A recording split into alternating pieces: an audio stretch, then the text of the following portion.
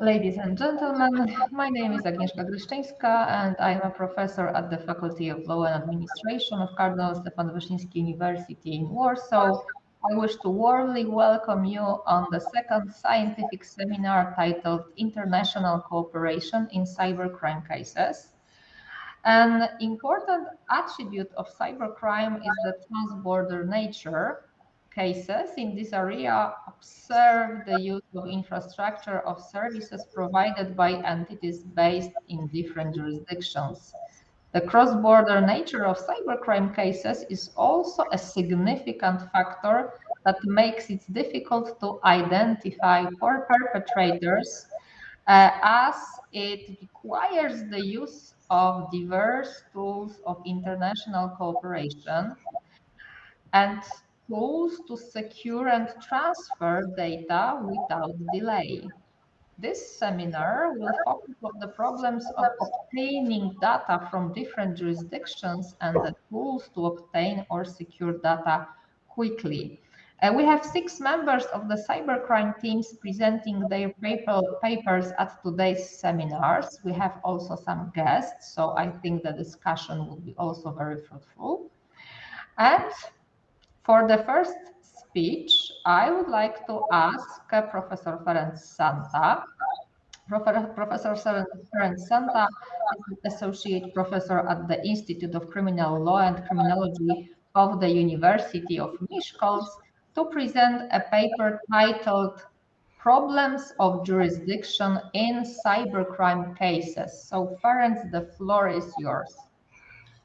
Thank you, Professor. Just 1 minute for the presentation.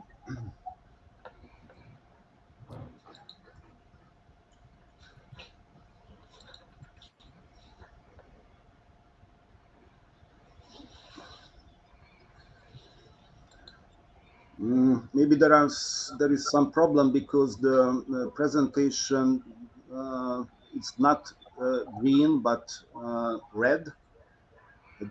I don't know what.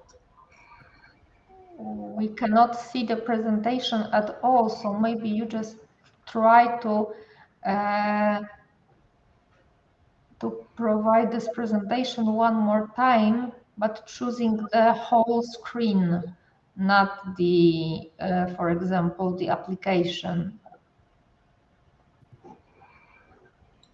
Just 1 minute.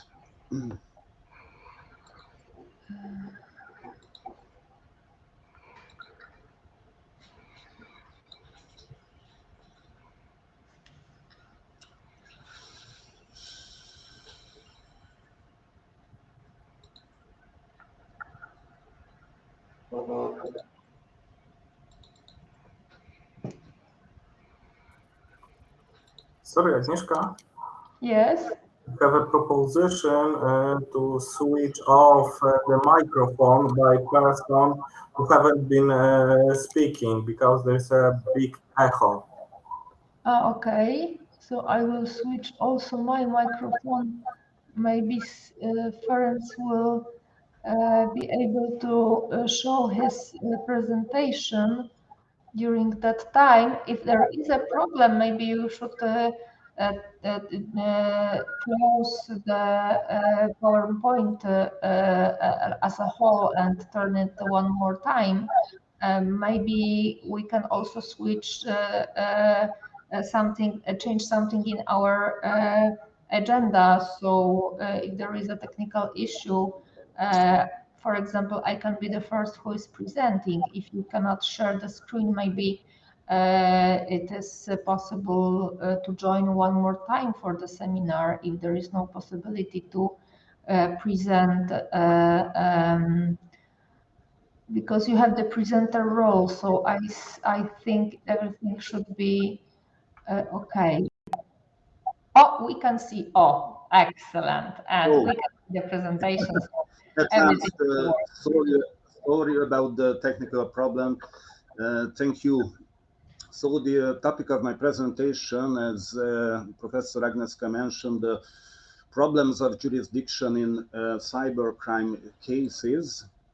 First of all, some introductory remarks. Until the middle of the 20th century, crime was largely a local issue. The principles governing the exercise of criminal jurisdiction were based on the axiom that a crime is a phenomenon linked to a defined geographical area. However, even before the appearance of cybercrimes, there was an increase in the number of offenses which, due to the place of commission, the nationality of the perpetrator, or the nature of the act, violated or threatened the legal order of two or more states at the same time. Cybercrimes has multiplied this trend and has fundamentally changed the nature of crime, making it transnational and borderless. In my presentation, I will first define the concept of jurisdiction and then analyze the principles underlying criminal jurisdiction. In doing so, I will draw on the legal literature, the provisions of the Budapest Convention, and the provisions of the Hungarian and Polish criminal codes on jurisdiction. The latter aspect is so important because one of the questions to be answered is in which cases the Hungarian and Polish criminal codes apply to the commission of a cybercrime. The aim of my research is to confirm or refute a hypothesis I have put forward. You can see my hypothesis. Traditional jurisdictional principles in domestic and international criminal law are not able to respond to the challenges posed by cybercrime, in particular positive jurisdictional conflicts. First of all, as I mentioned, I'd like to speak about the concept of jurisdiction. In the simplest terms, jurisdiction is what makes criminal law a functioning, accessible law because it is the most important precondition for its application. In a broader sense, criminal jurisdiction refers to the right of the state to legislate and enforce criminal law.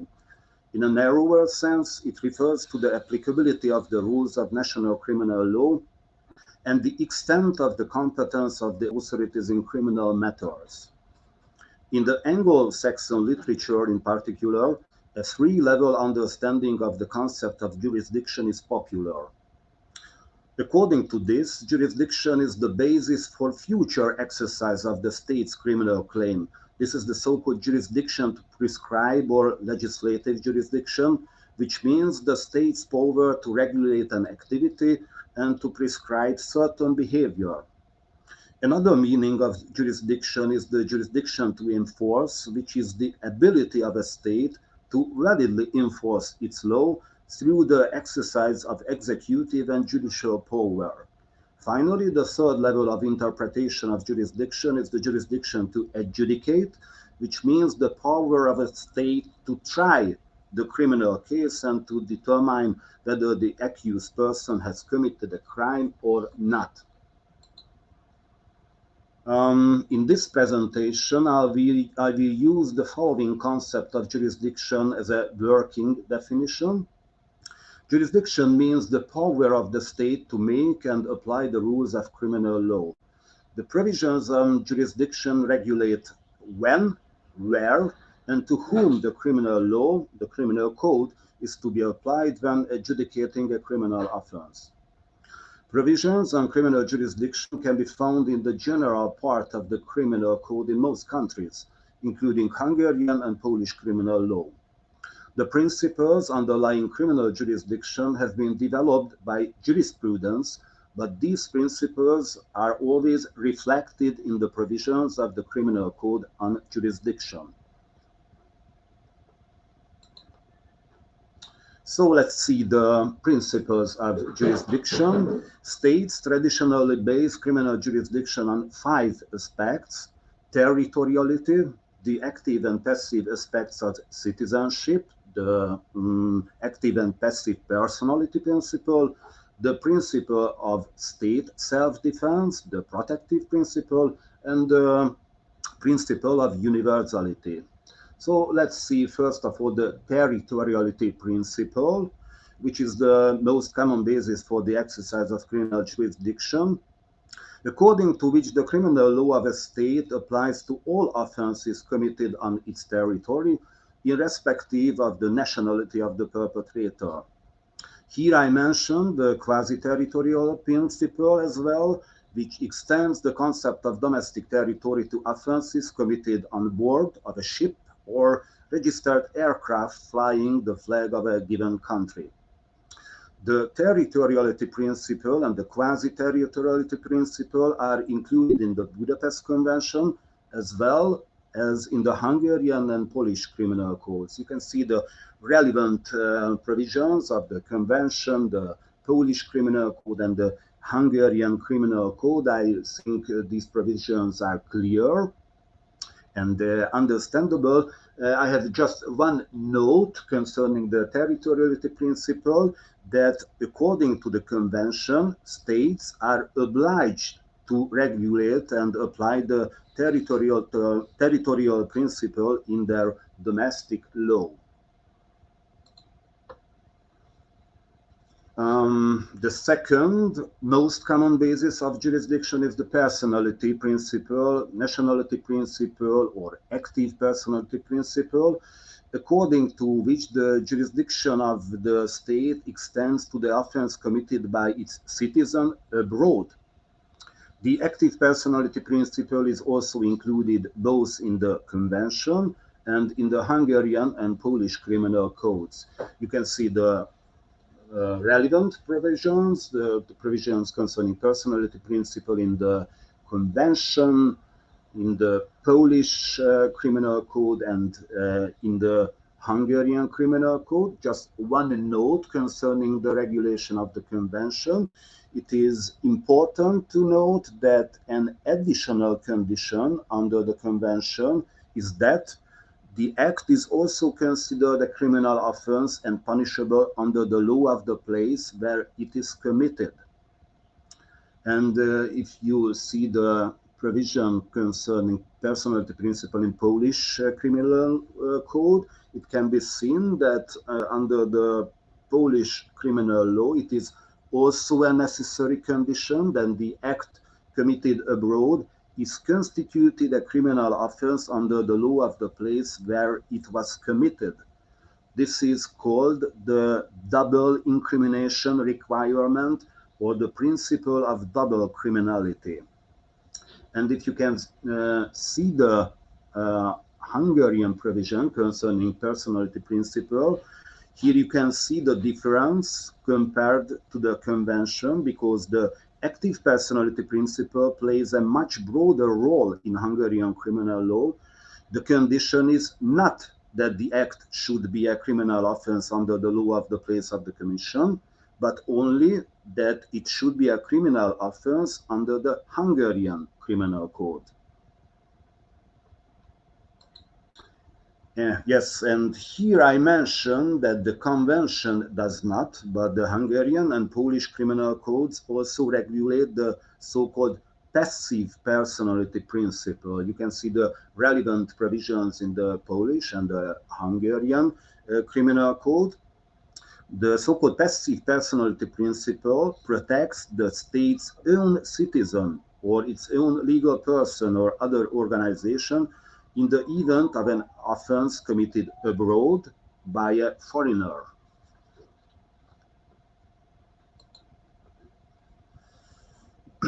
Yes, and the following jurisdictional principles already apply in cases where the offense is committed abroad by a person who is not a national of the state, namely foreign national or stateless person. It should be noted that the following principles are not in the Budapest Convention. So the convention does not contain such principles. First of all, the so-called protective principle, or the principle of state self-defense. Under this principle, a state has jurisdiction to criminalize extraterritorial conduct regardless of the nationality of the offender, where the conduct is against the fundamental interest of the state, namely, for example, against the security of the state, territorial integrity, or political independence of the state. The protective principle is included in both the Polish and the Hungarian Criminal Code. You can see in the slide the relevant provision of the Polish Criminal Code concerning the protective principle. And it is important to note that in Polish criminal law, double incrimination requirement in this case is not necessary, and the scope of the relevant offenses is quite broad. You can see there are 5 different cases in this situation in the Polish Criminal Code.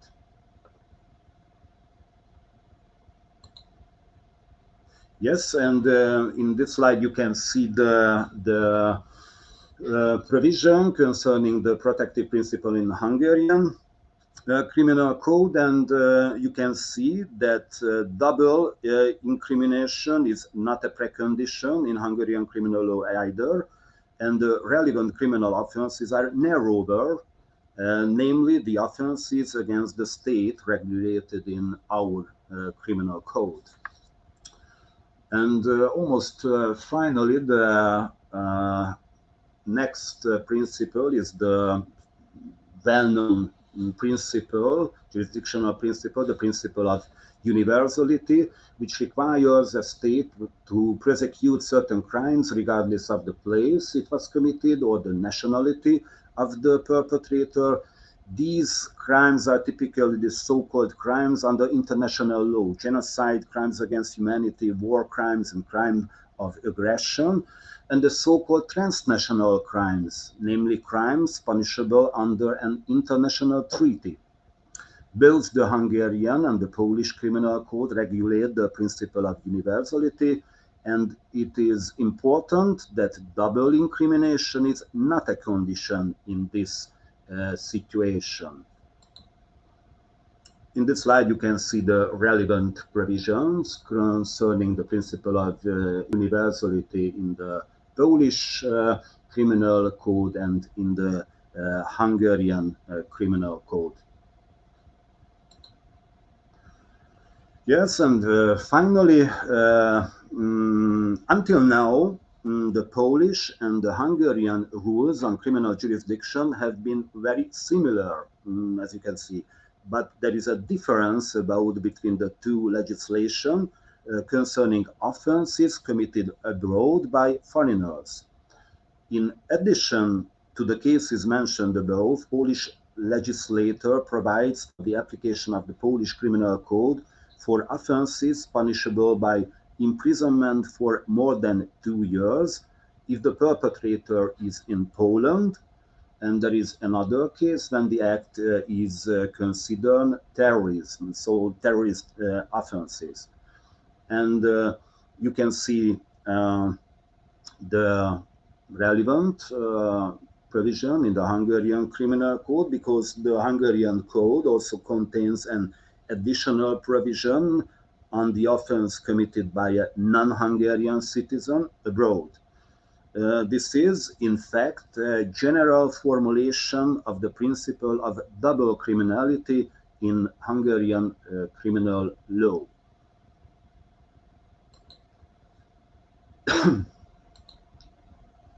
Yes, and the conclusion concerning the principles of jurisdiction, it can be concluded that both the Polish and the Hungarian legislation extend the traditional territorial jurisdiction and establish extraterritorial jurisdiction.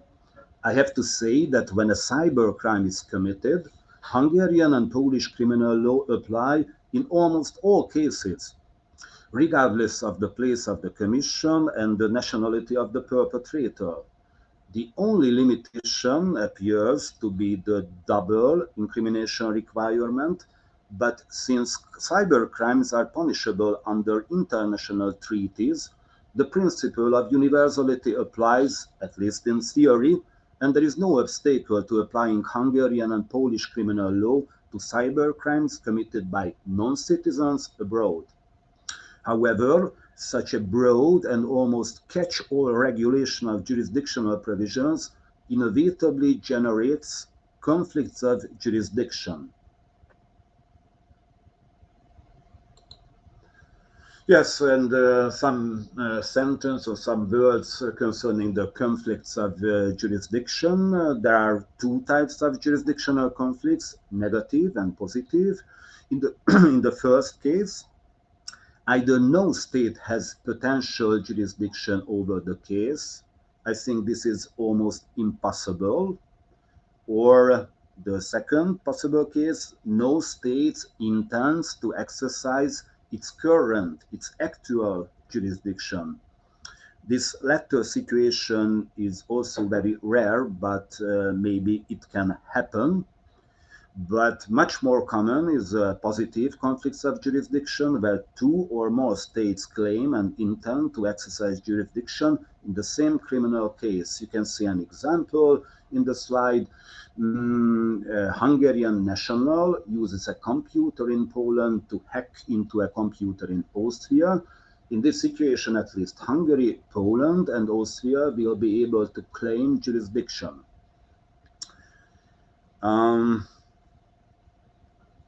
Much more common, since cybercrime in many cases falls within the scope of transnational criminality, it can often be difficult to determine in which country the crime has been committed. The perpetrator and the victim may be in different countries, and the information asset or data involved in the crime may be located in a third country. I have to say that in practice, in cybercrime cases, this is a very realistic or almost necessarily occurring situation that several countries have jurisdiction to prosecute at the same time. In this situation, may have problems deciding which state should prosecute. Of course, there are methods. There are methods of resolving jurisdictional conflicts. The first method is to establish a mandatory hierarchy of jurisdictional principles. One example is the recommendation of the Council of Europe, according to which the state in whose territory the offense was committed shall have the primary right to exercise jurisdiction. The primacy of the territorial principle can only be overridden by the protection principle, because if the act threatens the security of a state, the threatened state has the primary criminal claim. So the first is the territorial principle, which is followed by the active personality principle, and finally the jurisdiction of the state in whose territory the perpetrator is found. My other example is the jurisdiction hierarchy of the famous international criminal lawyer Bassiouni, the example of or the solution of Bassiouni. According to him, the primacy of the territorial principle must also prevail, followed by the active and passive personality principles, and only the jurisdiction can be exercised based on other principles, provided that the accused is in the territory of the state claiming jurisdiction. At first sight, the primacy of the territorial principle seems acceptable. Just one argument, the majority of the evidence necessary for the investigation of a crime is usually located at the place where it was committed, and there is a reason to be optimistic about a quick and efficient completion of the criminal proceedings. However, it must be emphasized that currently there is no international treaty that establishes a hierarchy of jurisdictional principles and provides a general primacy of the territorial principle. Nor does customary international law allow such a conclusion to be drawn. On the other hand, in the case of a cybercrime, the place of commission is often uncertain. The other method of resolving jurisdictional conflict is, of course, the consultation between states having an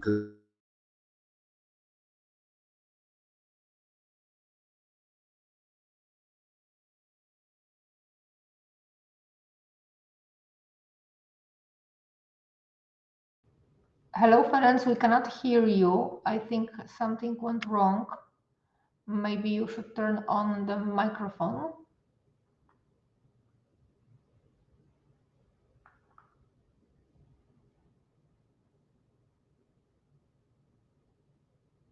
And now?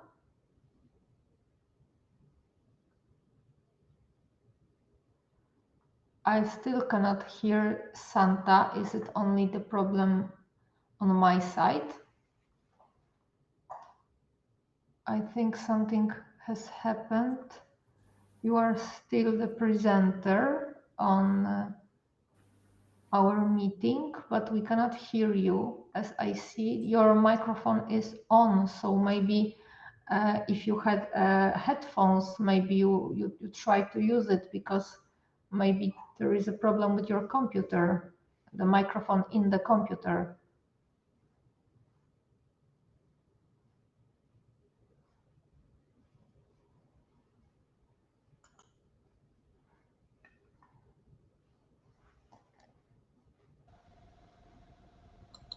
Maybe you can. Yes, now Yes, we can hear you. thank you. As the technical problem again. So the other method of resolving jurisdictional conflicts, as I mentioned, maybe you hear my last words, the consultation. The consultation between the states having and claiming jurisdiction. You can see the relevant provision of the Budapest Convention. So when more than one party claims jurisdiction over the alleged offense established in accordance with this convention, the parties involved shall, where appropriate, consult with a view to determining the most appropriate jurisdiction for prosecution. It can be seen that the convention, instead of giving guidelines or setting up a mechanism for prioritizing jurisdictional claims, merely sets out the possibility of consultation, the possibility, I have to emphasize, without making it compulsory. Moreover, the convention does not provide an answer as to what to do if the consultation fails.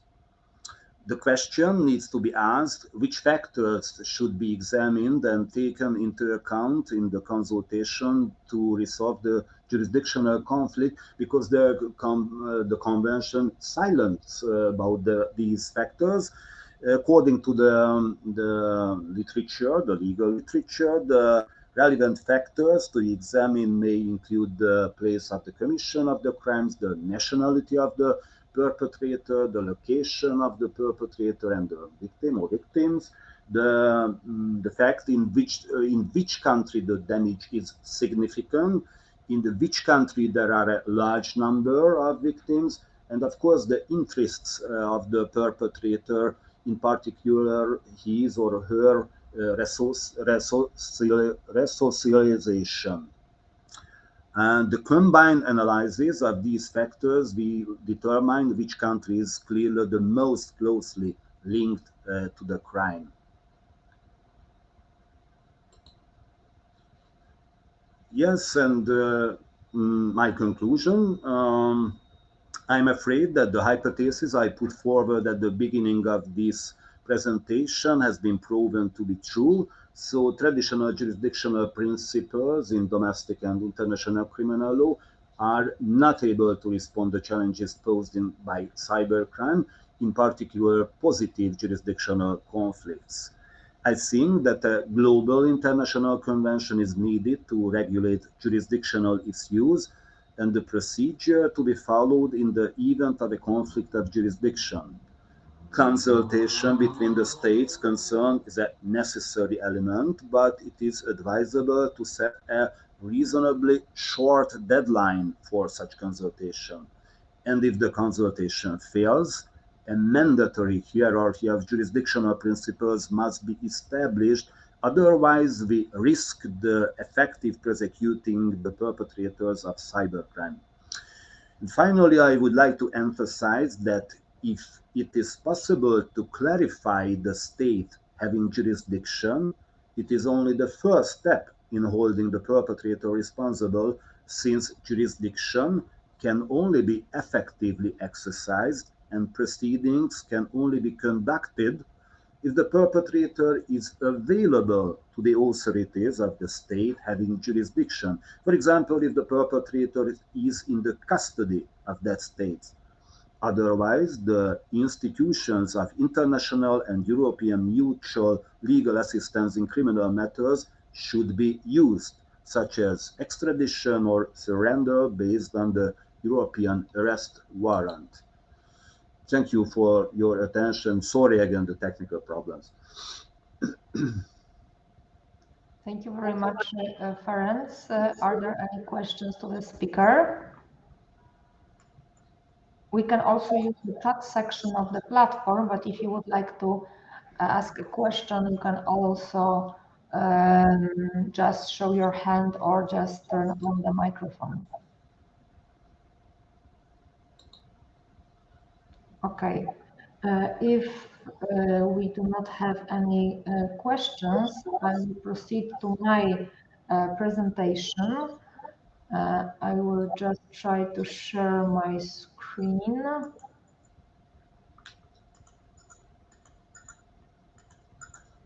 Okay, and you should see my screen at the moment.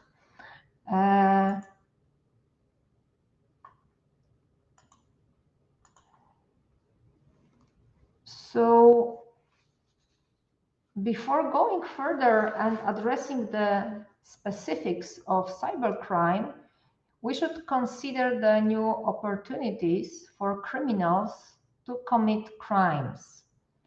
These features, transformative keys, are globalization, which provides offenders with the new opportunities to exceed conventional boundaries, distributed networks, which generate new opportunities for victimization, synopticism and panopticism, which empower surveillance capability on victims remotely, and data trails, which create new opportunities for criminals to commit identity theft.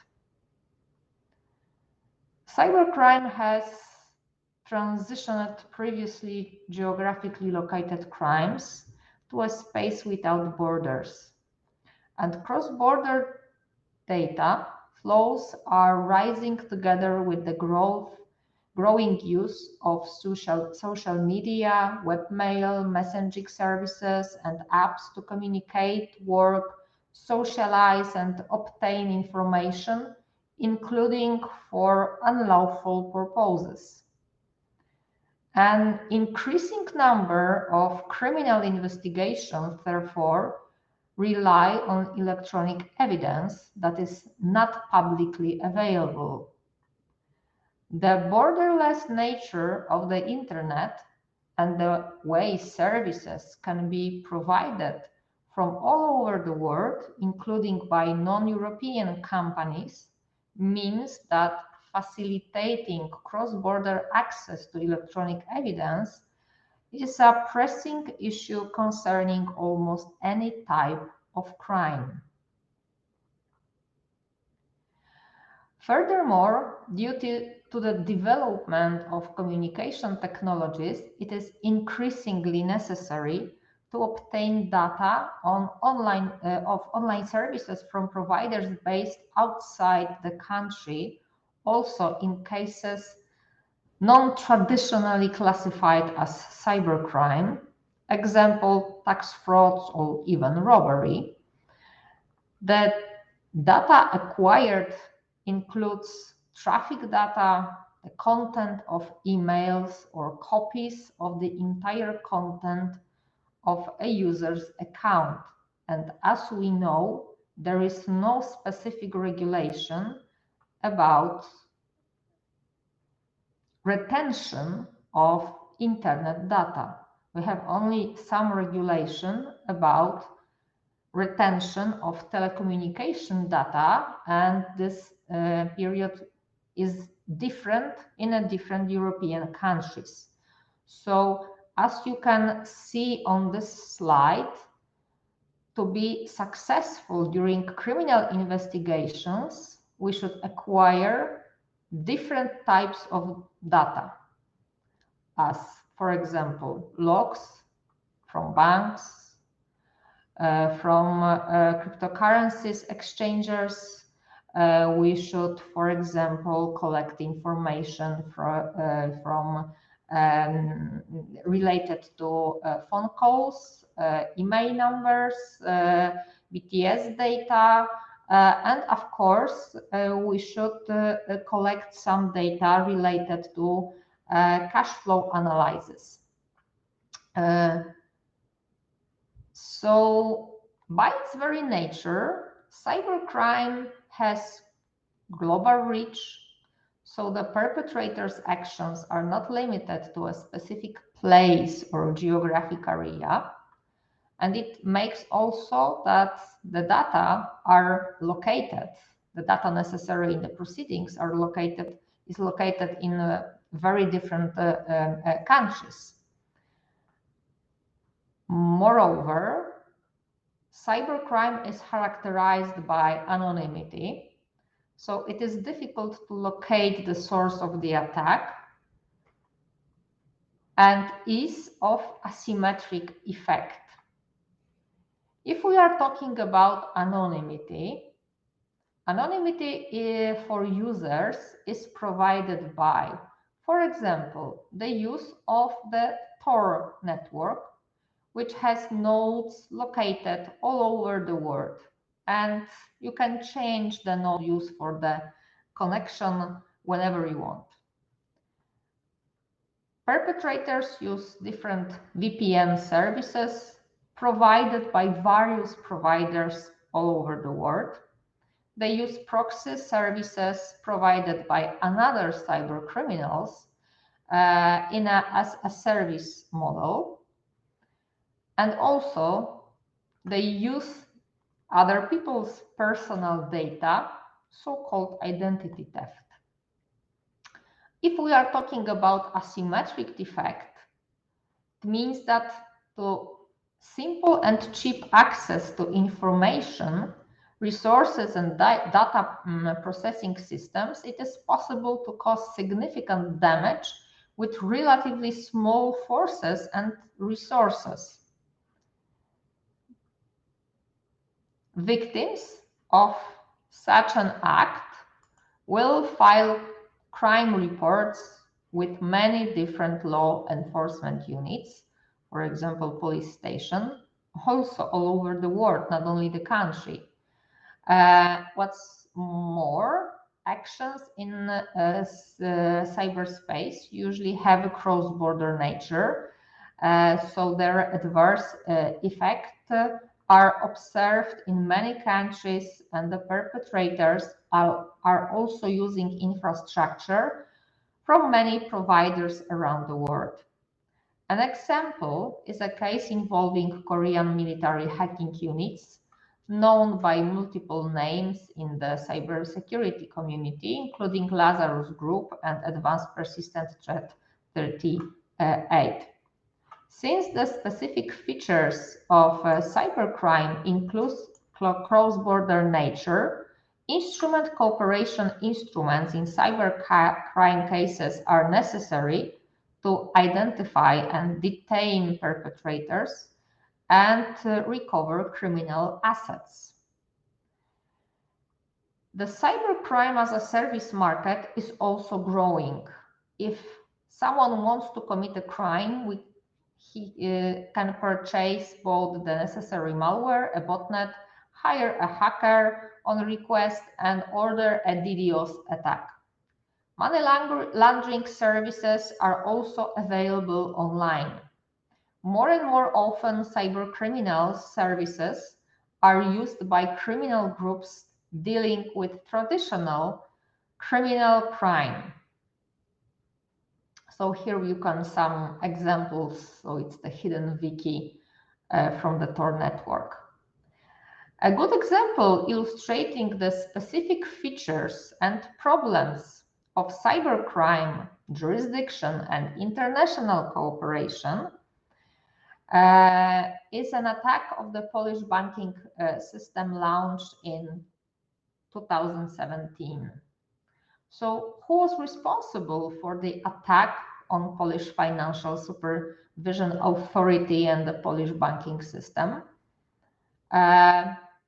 Reading this document, the indictment, we know that in that case, this case involving Korean military hacking units, so it's Lazarus Group or Advanced Persistent Threat 38. According to the indictment, the perpetrators launched attacks on numerous financial institutions around the world. Around October 2016, the hackers gained unauthorized access to the computer network of the Polish Financial Supervision Authority and made its website into a watering hole.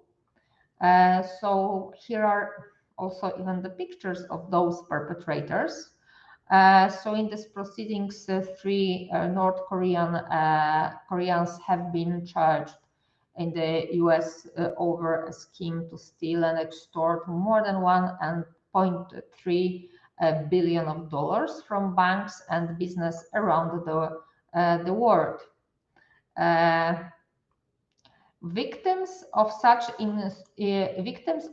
these intrusions that have been linked to each other and to the attack on the Sony pictures have included Bangladesh Bank, bank in Vietnam, the Philippine Bank, the African Bank, and the bank in Southeast Asia. As we can see, the infrastructure was the email accounts was from many different countries. So examining the location and concentrate that crime notification in space will therefore not always be an adequate indicator, considering the use of anonymizing network traffic tools like VPNs, proxy, or Tor by perpetrators establishing the perpetrator's physical location based on IP addresses is also unreliable. A similar case is a NotPetya attack.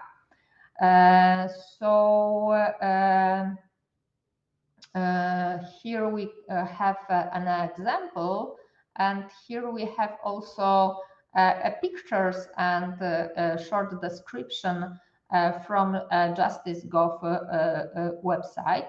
The NotPetya malware, for example, spread worldwide, damaged computers used in critical infrastructure, and caused enormous financial losses.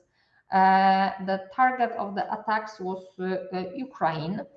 About 80% of affected companies were from Ukraine, but also malware spread globally. So what challenges we can see? First is the problem of jurisdiction that Santa was talking about. Another is data acquisition, and of course, acquiring electronic evidence. So as we can turn back to the problem of jurisdiction, we can just pose the questions: how were the perpetrators of these attacks identified, and why United States of America were interested in this? They were interested because they had victims on their territory. Why haven't the perpetrators of this attack been arrested yet? Because North Korea is not cooperating according to known in European Union instruments or known globally instrument of international cooperation. So those are the main problems of cooperation, international cooperation, that some countries just support cybercrime, and we can talk about, let's say, those groups that are, let's say, related to the states. As Santa said, on Budapest Convention, we have also Article 22 on jurisdiction. I will not discuss it one more time, but I will go to the problem of data acquisition and cooperation. What's important? Electronic evidence is needed in around 85% of criminal investigations, and in 2/3 of these investigations, there is a need to obtain evidence from online service providers based on another jurisdiction. And the number of requests is growing rapidly. So, of course, to obtain some data, to obtain some electronic evidence from other jurisdiction, we have to have some instruments of international cooperation. So successful efforts of law enforcement agencies from different countries working together to prosecute crime demonstrate the importance of the cooperation. So first, mutual legal assistance treaties.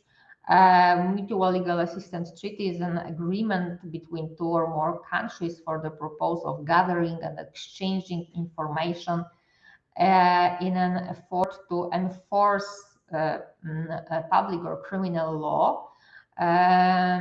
A mutual legal assistance request is commonly used to formally interrogate a suspect in a criminal case when the suspect resides in a foreign country.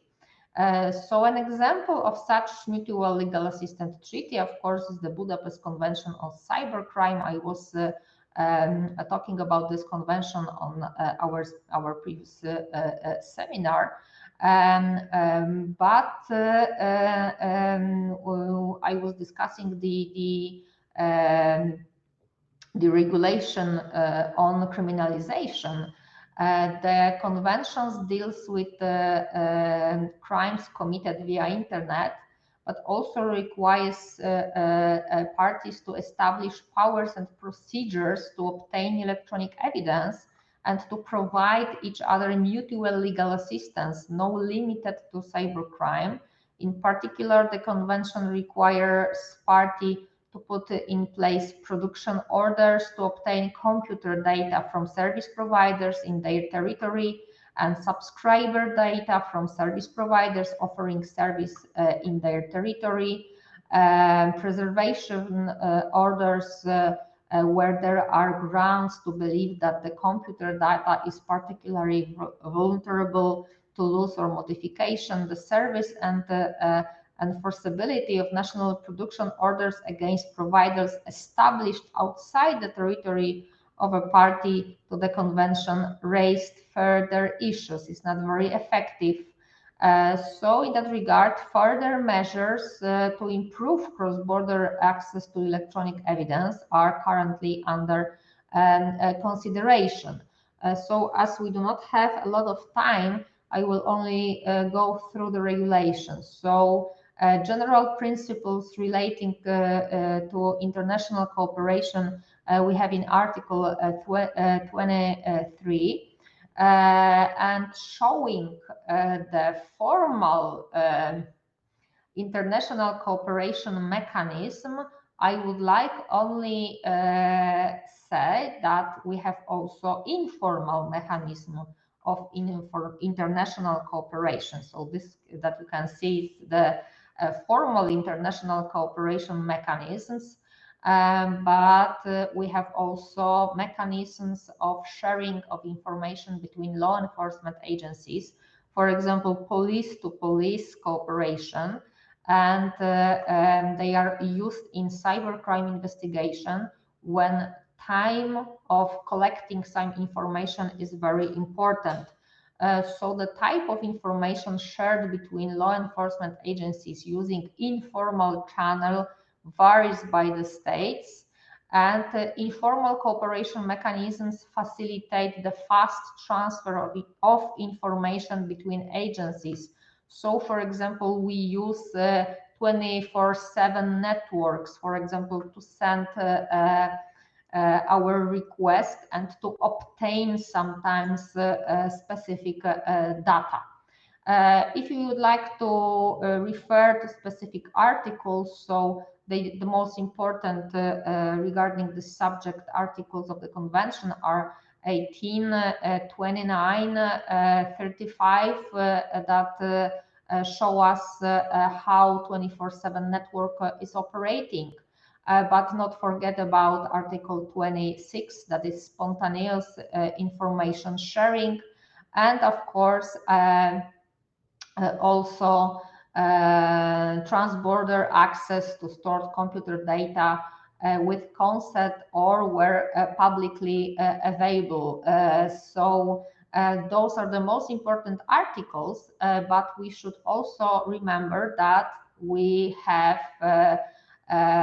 a second additional protocol to the Convention on Cybercrime on enhanced cooperation and disclosure of electronic evidence open for signature. So it's a very new document, and it will allow us to obtain specific information, for example, related with service providers, subscribers information, and traffic data. So it will help us to find out the data related to a perpetrator. The current European Union legal framework consists of cooperation instruments in criminal matters, such as, for example, directive regarding the European investigation order in criminal matters, the Convention on Mutual Assistance in Criminal Matters. We have also regulation on Eurojust and on Europol, and we have a decision on joint investigation teams. So as you can see, we have a lot of additional instruments in European Union.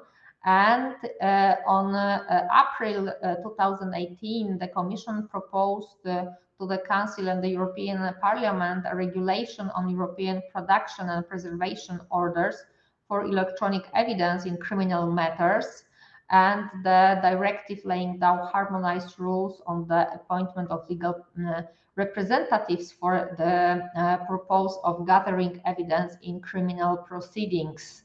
Moreover, externally, the European Union has concluded a number of bilateral agreements between the Union and third countries. So there are some mechanisms, but also we are working on, let's say, global international convention, a comprehensive international convention on countering the use of information and communication technologies for criminal purposes. And I don't have time to discuss all the procedural measures. I would like to show you that the scope of application of this convention will be much broader. So not only to prevention, investigation, and prosecution of the offences established in accordance with the convention, but also the convention shall apply to the collecting, obtaining, preserving, and sharing of evidence in electronic form, also in other criminal proceedings. Of course, it is only a draft. On August, there will be another session, and of course, those articles would be discussed one more. So it's not the final version. The draft is available on the website. So concluding, I would like to emphasize that, of course, development of the cybercrime leads to the revision of current legal regulation and the development of instruments of international cooperation in cybercrime cases. But unfortunately, the involvement of some countries in cyber operations and their report of cybercrime groups brings into questions the effectiveness of international cooperation instruments in cybercrime cases, which are necessarily due to their cross-border nature. So I will stop my presentation in this moment. Of course, if you have additional questions, don't hesitate to ask them. If there are any questions, please write them on the chat box or just turn on the microphone. And during that time, I will change the presenter role from Ferenc to Erika, because Erika is supposed to present the next presentation. So Thank you. Okay, I cannot see any questions. So we are ready with Erika presentation. I think I will just stop sharing.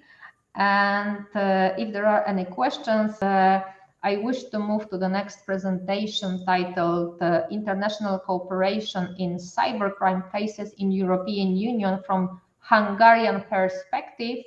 That will be presented by Professor Erika Ruth, who is a head of Institute of Criminal Sciences at the Faculty of Law, University of Miskolc. Erika, the floor is yours. Okay, thank you, Agnieszka. Good afternoon for all participants. And I tried to share my presentation, but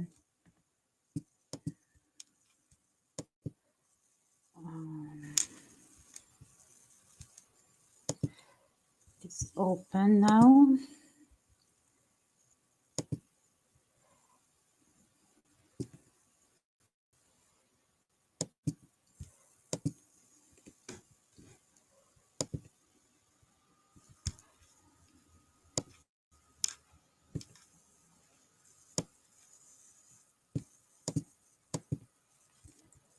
Sorry.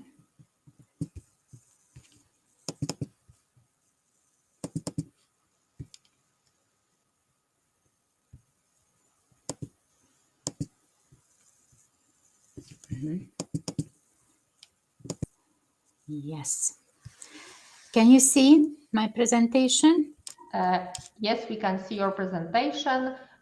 You can turn on the slideshow or remember to change the slide on the left side, because we can see also the small slides. So just check if the slides are changing. So the floor is yours.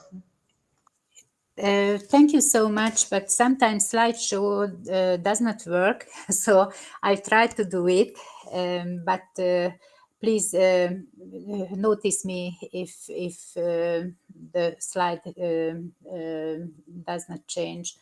So at the beginning of my lecture, I would like to point out why criminal cooperation is essential in cybercrime cases.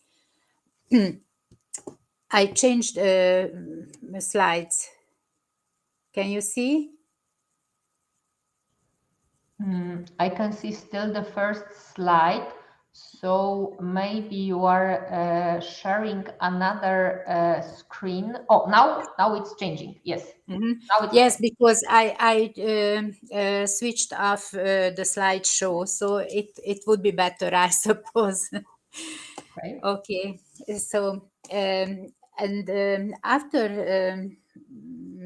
emphasizing the importance of criminal cooperation in cybercrime cases, I will outline the structure of international cooperation in criminal matters in the EU.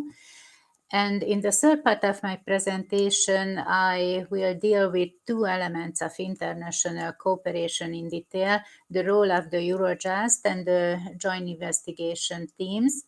And last but not least, I will mention some facts concerning international cooperation in criminal matters from the Hungarian point of view. So when we speak about international cooperation, the first question is why criminal cooperation is essential in the case of the discussed crimes. As we emphasized several times in the cybercrime research group, cybercrime by its nature is borderless and swiftly evolving, sometimes faster than national authorities can react. Technological breakthroughs over the past few years have brought many positive developments for society. But one of the downsides of technological development is that its benefits are not only enjoyed by ordinary, usually honest users, but criminals also take advantage of the opportunities provided by new technologies. Thus, development has contributed to a new type of crime. Cybercriminals exploit the speed and anonymity, as Agnieszka mentioned, of the internet to commit a range of criminal acts, from large-scale cyber attacks to activities such as using malware, phishing, and spam, or the use of cryptocurrencies for illicit transactions. Further, technology can also facilitate serious organized crimes such as terrorism and money laundering as well. Effective reaction against this type of crime requires international criminal cooperation and harmonization of criminal rules at international level, the elaboration of the necessary minimum rules. As it is emphasized by the Eurojust, effective national response to cybercrime often requires multi-level collaboration. Strengthened international cooperation is key, as cyberspace is international and cross-border in nature. International cooperation of authorities acting in criminal proceedings is of great importance concerning several types of offenses, of course. International cooperation methods may vary by brainstorming workshops, information about best practice, sharing information could be useful as well. These are very important, less formal tools of the cooperation. The other side is a formal institutional cooperation based on international treaties, conventions. The latter types of convention can provide effective solutions for detecting the facts of the case and the identifying of the perpetrator, help to catch the potential offender, to collect and preserve evidence. Although the formulation of international framework for combating cybercrime dates back to the 1970s, and thus has a history of more than half of a century, the Budapest Convention, adopted in 2001, represents the first significant step in the field of international cooperation. Although the convention was created within the framework of the Council of Europe, the possibility to join it is open not only for the member states of Council of Europe. It is therefore particularly significant that, among others, the US has also ratified it. But several countries which support cybercrime haven't did it. At the beginning, the mutual legal assistance mechanism was determining in the cooperation in criminal cases in the European Union as well, but mutual recognition instruments became more and more important, and nowadays they replace the classical mutual assistance mechanism, at least in part. But one agreement between EU countries is still in place, the Convention on Mutual Assistance in Criminal Matters. It strengthened cooperation between judicial, police, and customs authorities. The convention was signed by member states on 29th of May 2000 and entered into force only 5 years later. The convention is based on the classical mutual legal assistance, but takes a step further, allowing the indirect contact between judicial authorities of member states, thus providing faster and more effective cooperation in criminal matters. As next step, I would like to mention the European Investigation Order in criminal matters. Since the adoption of framework decisions in the first decade of the 21st century, it has become clear that the framework for the gathering of evidence is too fragmented and complicated. A new approach was therefore necessary. The European Council therefore called for a comprehensive system to replace to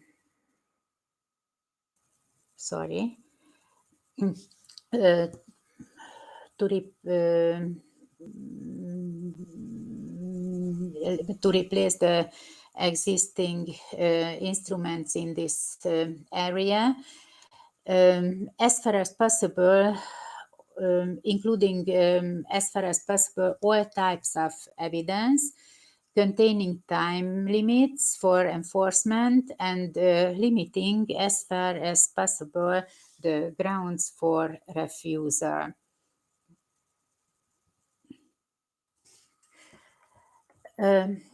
Pursuant to the Article 82, Paragraph 1 of the Treaty of the Functioning of the European Union, judicial cooperation in criminal matters in the Union is to be based on the principle of mutual recognition of judgments and judicial decisions, which is, since the Tampere European Council, commonly referred as to a cornerstone of judicial cooperation in criminal matters within the Union.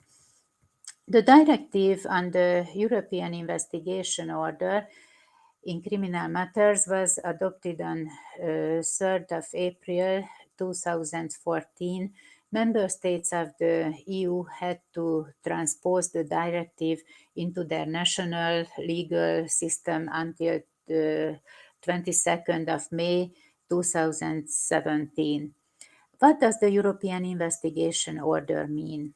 A European Investigation Order is a judicial decision issued or enforced by a judicial authority of an European Union member state, the purpose of which is to carry out investigative measure in another EU member state for the purpose of gathering evidence in a criminal case. The European Investigation Order is based on mutual recognition, which means that the executing authority is obliged to recognize the request of the other member state and ensure its implementation. The execution must take place in the same way and under the same conditions as if the given investigative action had been ordered by an authority of the executing member state.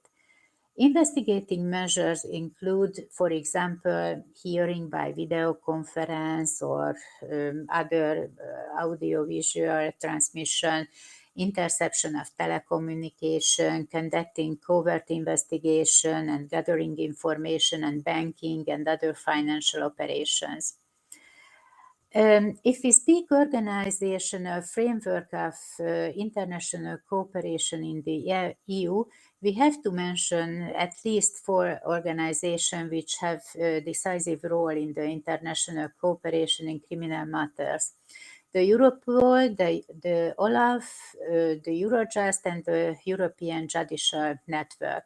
The Europol's mission is to support its member states in preventing and combating all forms of serious international and organized crime, cybercrime, and terrorism. It is the law enforcement agency of the European Union and the organization supporting EU criminal cooperation. In the case of an international crime, they provide professional and technical assistance to member states. Europol supports thousands of international investigations each year.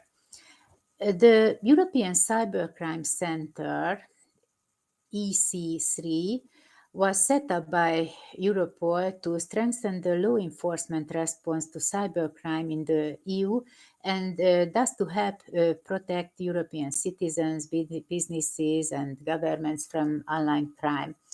Since its establishment in 2013, EC3 has made a significant contribution to the fight against cybercrime, and it has been involved in many high-profile operations and hundreds of operational support deployments. EC3 offers operational, strategic, analytical, and forensic support to member states of investigation. Each year, the EC3 publishes the Internet Organized Crime Threat Assessment. It is a strategic report on key findings and emerging threats and developments in cybercrime. The report provides key recommendations to law enforcement, policymakers, and regulators to allow them to respond to cybercrime in an effective and concentrated manner. OLAF investigates fraud against the EU budget, corruption, and serious misconduct within the European institutions and develop anti-fraud policy for the European Commission. As we can see, the scope of OLAF is only indirectly connected with cybercrime, but I found interesting from the perspective of our research that OLAF's digital evidence specialists provide both its investigators and its internal partners with practical support for digital forensic cases, identification, acquisition, collection of digital evidence. European Union Agency for Criminal Justice Cooperation, and is better known as Eurojust, stimulates and improves the coordination of investigations and prosecutions and cooperation among the authorities in the member states. In particular, it facilitates the execution of international mutual legal assistance requests and the implementation of extradition requests.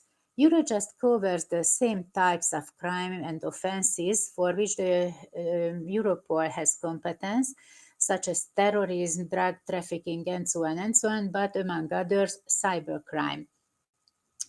The often borderless nature of cyber and cyber-related crime makes effective cross-border cooperation essential to investigate and prosecute perpetrators. Eurojust supports national authorities to work together and to make use of available cross-border investigative tools. Among others, the Eurojust provides financial support to the cross-border activities of the joint investigation teams as well. Eurojust focuses on countering cybercrime with a view to strengthening judicial cooperation in this field, particularly by facilitating the swift handling of judicial requests and the early involvement of the judiciary in cybercrime operations to ensure that data are collected in compliance with the applicable rules during the investigation phase and, as a result, may be tendered as admissible electronic evidence in subsequent judicial proceedings. The European Judicial Network is a network of national contact points for the facilitation of judicial cooperation in criminal matters. The main role of the European Judicial Network contact points, defined by the decision as active intermediaries, is to facilitate judicial cooperation in criminal matters between the EU member states, particularly in actions to combat forms of serious crime. To this end, they assist with establishing direct contacts between competent authorities and by providing legal and practical information necessary to prepare an effective request for judicial cooperation or to improve judicial cooperation in general. Moreover, the European Judicial Network contact points are involved and in promote the organization of training sessions on judicial cooperation. Speaking about international cooperation in cybercrime cases, we cannot ignore to mention the European Judicial Cybercrime Network, which was established in 2016. Eurojust is one of the cooperating partners in the network. The aim of the establishment of the network was to foster contacts between practitioners specialized in countering the challenges posed by cybercrime, cyber-enabled crime, and investigations in cyberspace, and to increase the efficiency of investigations and prosecutions. The network facilitates and enhances cooperation between competent judicial authorities by enabling the exchange of expertise, best practice, and other relevant knowledge regarding the investigation and prosecution of cybercrime. In this slide, you can see some facts, some data concerning involvement of Eurojust in cybercrime cases. It means that in 2021, Eurojust was involved in about 400 cases, and in next year a little more than 400 cases, 442 cases. However, these cases mean not only new cases. You can see in brackets how many new cases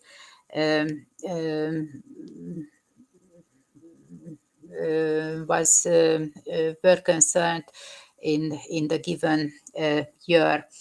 And I would like to underline the number of joint investigation teams, which is quite low, and I will speak about it in the next second. So, which concern joint investigation teams. The basis of establishment of joint investigation teams are the Convention on Mutual Assistance in Criminal Matters between the member states of the European Union and the Council Framework Decision of 13 of June 2002. What is the joint investigation team? Joint investigation team is an international cooperation tool based on agreement between competent authorities of two or more states. It could be set up for a limited period for a specific purpose to carry out criminal investigation in one or more of the involved states. JIT could be effective cooperation tool when national investigating authorities deal with cross-border crime. The JIT is led by a member from the country in which the JIT is based, and it is the law of that country that governs the JIT activities. A significant number of JITs have been set up since 2010. I would like to call your attention that it would be possible from the 2002. And the Council of the European Union adopted a resolution on a model agreement for setting up a joint investigation team, and the JIT model agreement is widely used by practitioners and found useful to facilitate the setting up of JITs, since it represents a flexible framework enabling cooperation despite differences in national legislation. So it is a quite big help for practitioners. In complex and time-sensitive cross-border investigation, speed and efficiency are of the essence.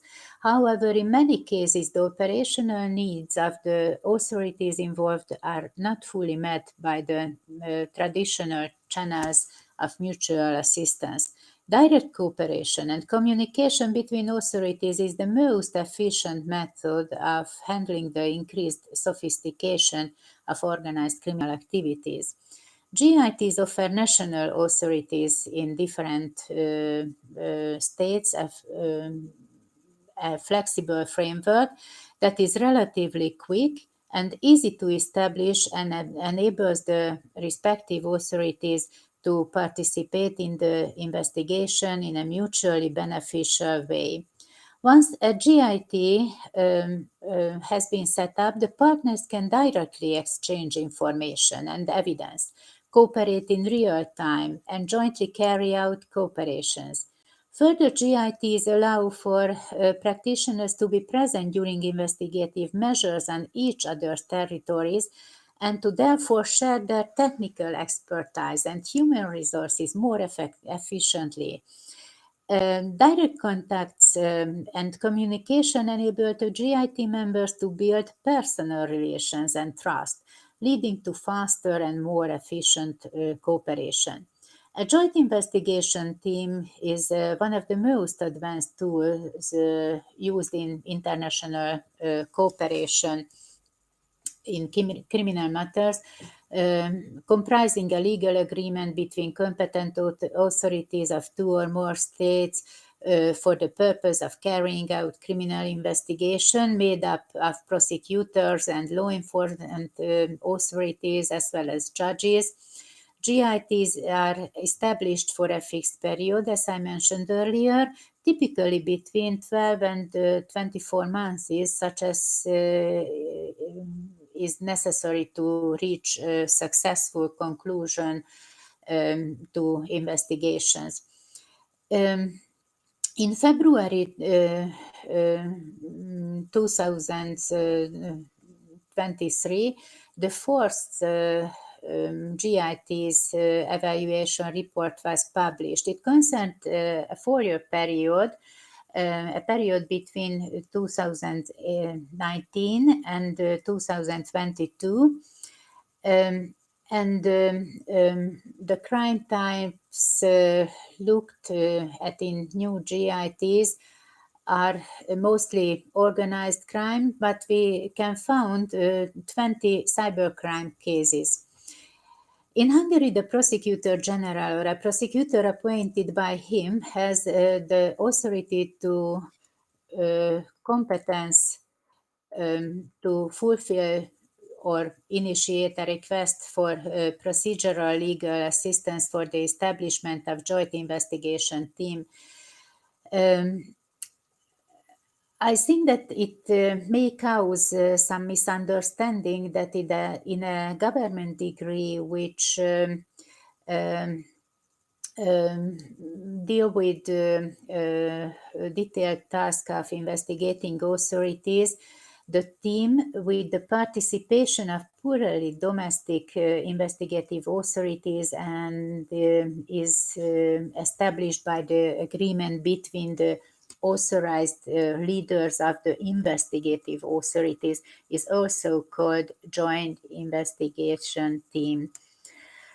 As concerned Hungary, very briefly, the Act 180 of 2012 on cooperation with the member states of the European Union in criminal matters is the main legal source.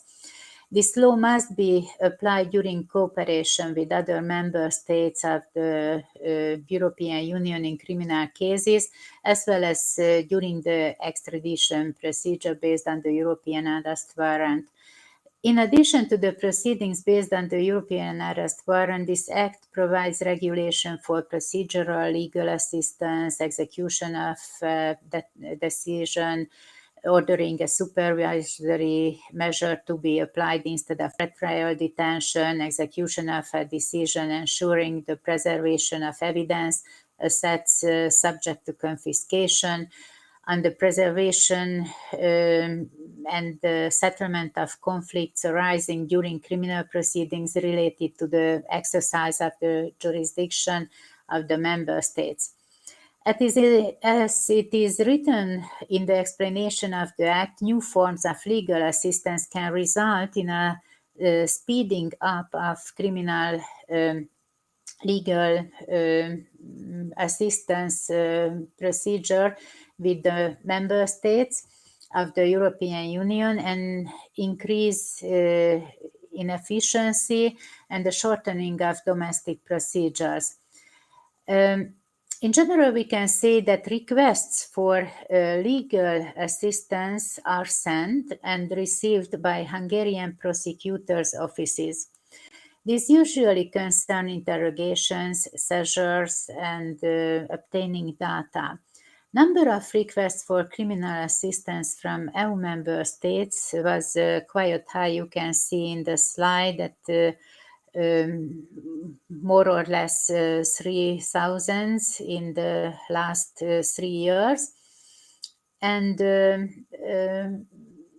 number of requests arrived from other countries than EU member states is relatively low.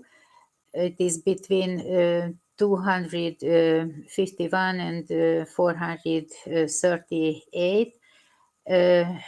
And these data show the importance of cooperation within the EU. On the part of Hungary, I cannot understand why no joint investigating team agreement was concluded at all in 2020 and 2021, and only one in 2019. As far as published statistical data show, the tools of national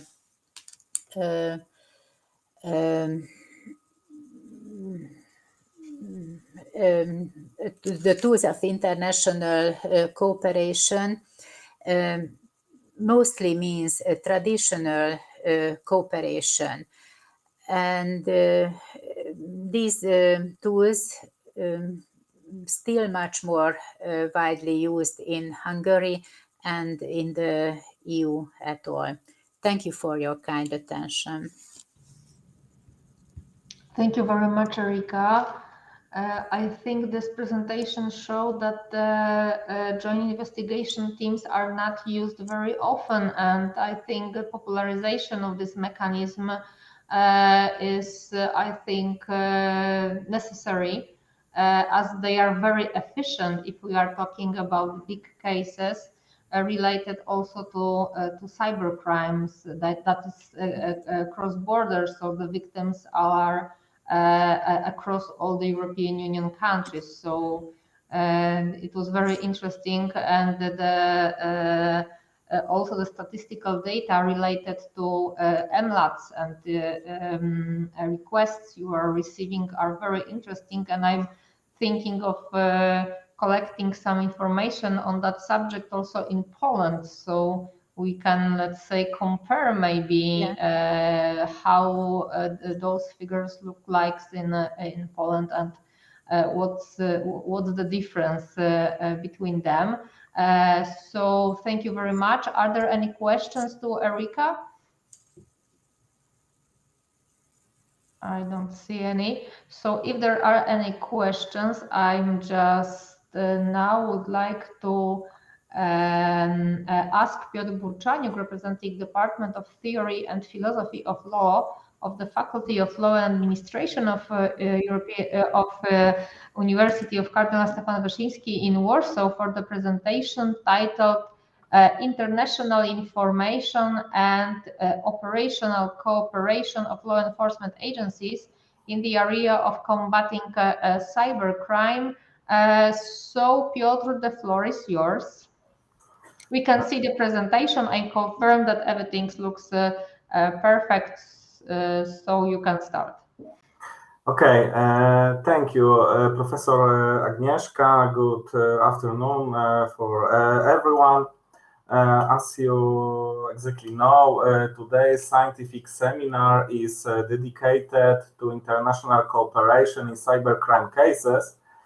In my speech, I would like to focus on one area of this cooperation, which is pre-trial cooperation, related to the exchange of information and the conduct of joint operational and analytical activities.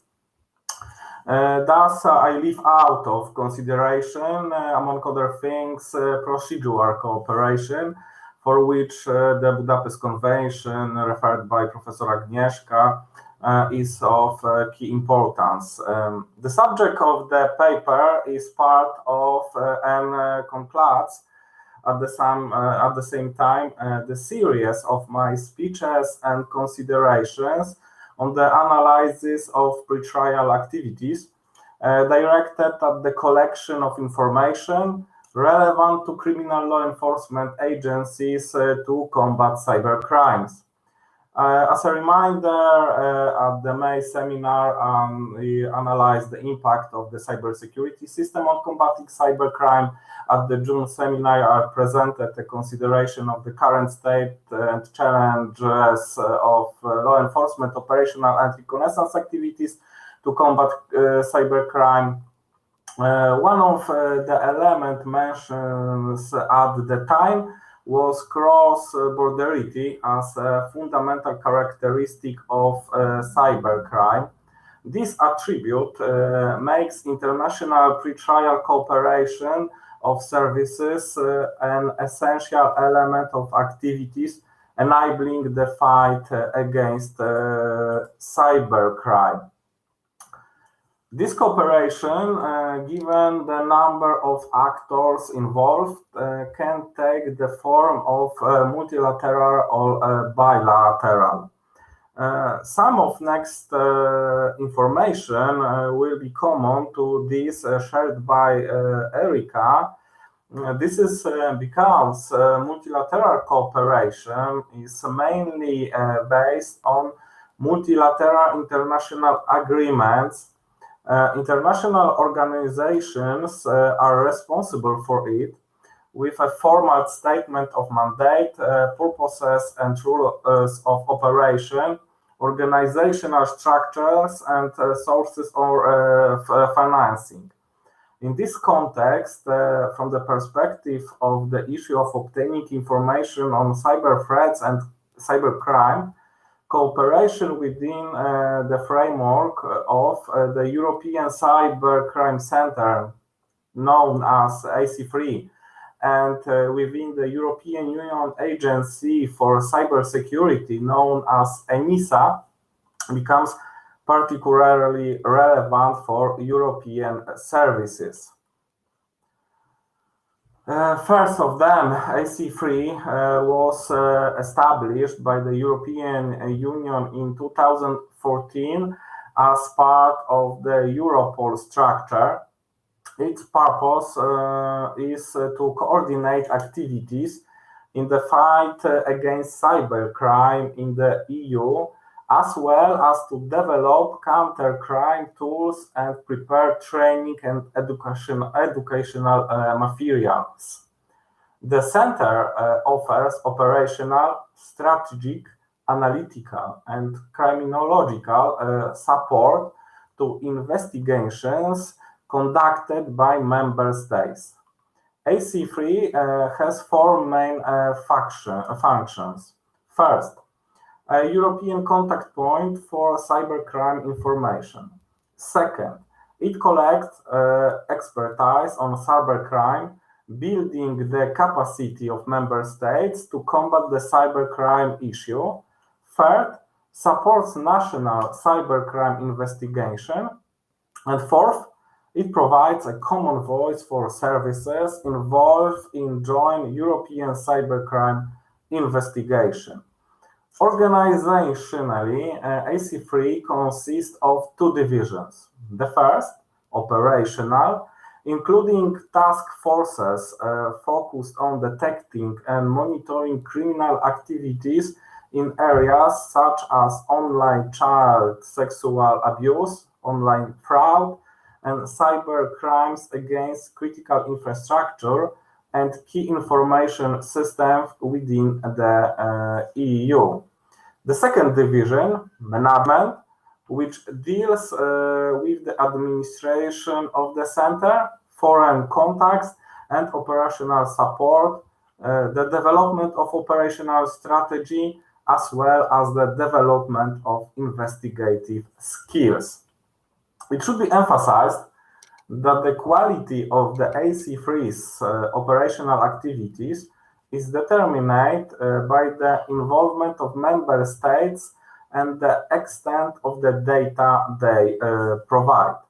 The terms of cybercrime information sharing, the AC3 uses a special online cybercrime reporting system and also collects cybercrime information from a wide variety of sources, both public and private. The center collects information on the activities of cyber criminals, the method they use, as well as on suspected cyber criminals. The center helps connect law enforcement agency, computer emergency response teams, CSERTs, and private sector security professional in the information and communication technology field. Importantly, the AC3 is a central point of information exchange, not only between member countries, but also with third countries. For example, it has, among other things, a well-established cooperation with the FBI.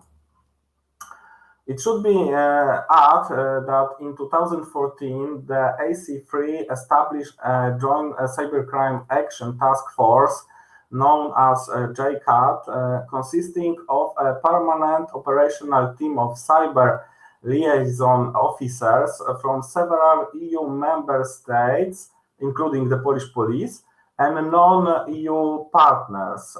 Based on intelligence information, the team runs coordinated operations against key cyber threats and targets.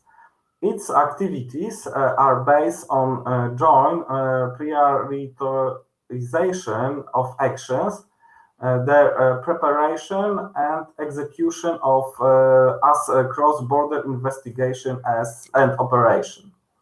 JCAT has jurisdiction over cybercrime, which is understood to be crimes that use electronic and digital technology to attack computers on computer networks, as well as international payment fraud, online child sexual abuse, and cybercrime support.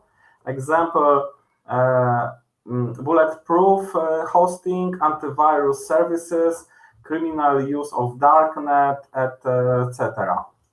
In conclusion, it can be pointed out that AC3 plays the role of a kind of European back office, coordinating and supporting national police authorities in carrying out their tasks related to combating cybercrime. The role of the European Union Agency for Cybersecurity, ENISA, on the other hand, is different.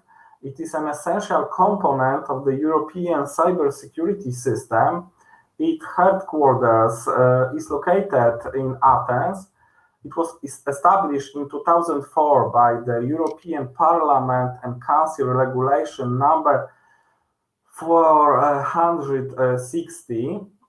Its most recent reorganization took place in 2019 by the European Parliament and Council Regulation number 881. Under Article 3 of this regulation, ENISA is given the mandate to carry out tasks with the aim of achieving a high common level of cybersecurity across the Union, including by actively supporting the Union's member states, institutions, bodies, and organizational units in improving cybersecurity. This is to be achieved mainly through the provision of expertise, technological support, and coordination between member states. Indeed, ENISA plays the role of a platform of information exchange and coordination among EU member states in the event of a major cyber incident. Speaking of information sharing with the cybersecurity system, in addition to ENISA, whose role is in this regard is paramount, one should also keep in mind such existing institutions as the first, the Horizontal Working Group on Cybersecurity, which provides strategic coordination of cybersecurity issues in the EU Council. The second, the Cooperation Group, established by the European Commission's executive decision of February 1st, 2017, in connection with the implementation of the NIS directive. Its mission is to support efforts to achieve a high common level of network and information security within the EU. The group consists of representatives of EU member states, the European Commission, and ENISA. The third, the CECIRT network, established under the provision of the NIS directive, responsible for international cooperation at the operational level. The network consists of national CECIRT units. The fourth, the European Cybersecurity Organization, established in June 2016 to facilitate contractual public-private partnerships in cyberspace between the private sector, the European Commission, and the public administrations of member states. And fifth, the Central European Cybersecurity Platform, which includes representatives of the Visegrad Group, countries, and Austria, which is a regional forum where, among other things, cybersecurity strategies are provided, and the current topic of implementing the NIS directive is discussed.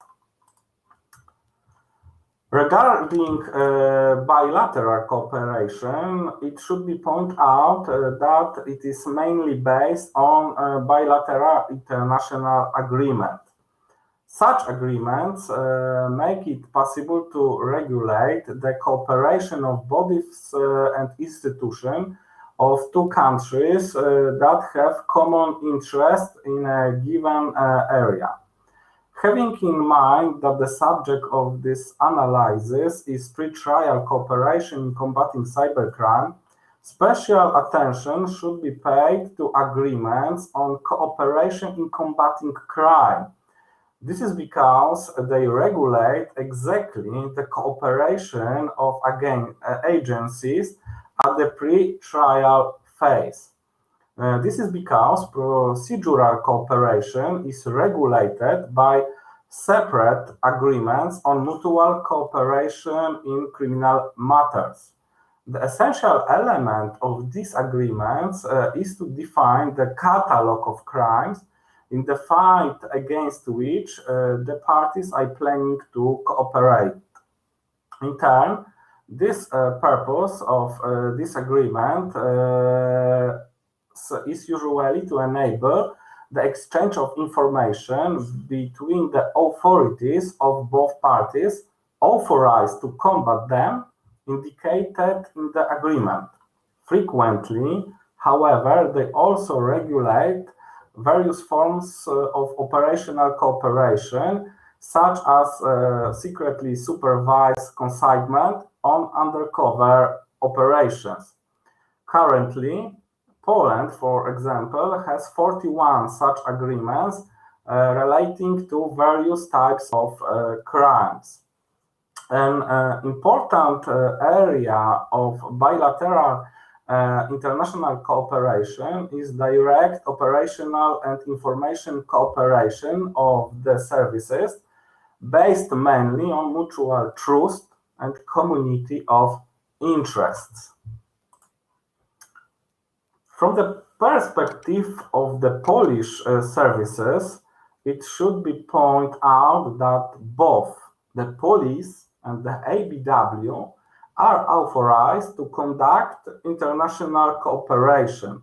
However, its nature is formed differently. Indeed, according to Article 1.27 of the Police Act, one of the tasks of this service is to cooperate with the police of other countries and their international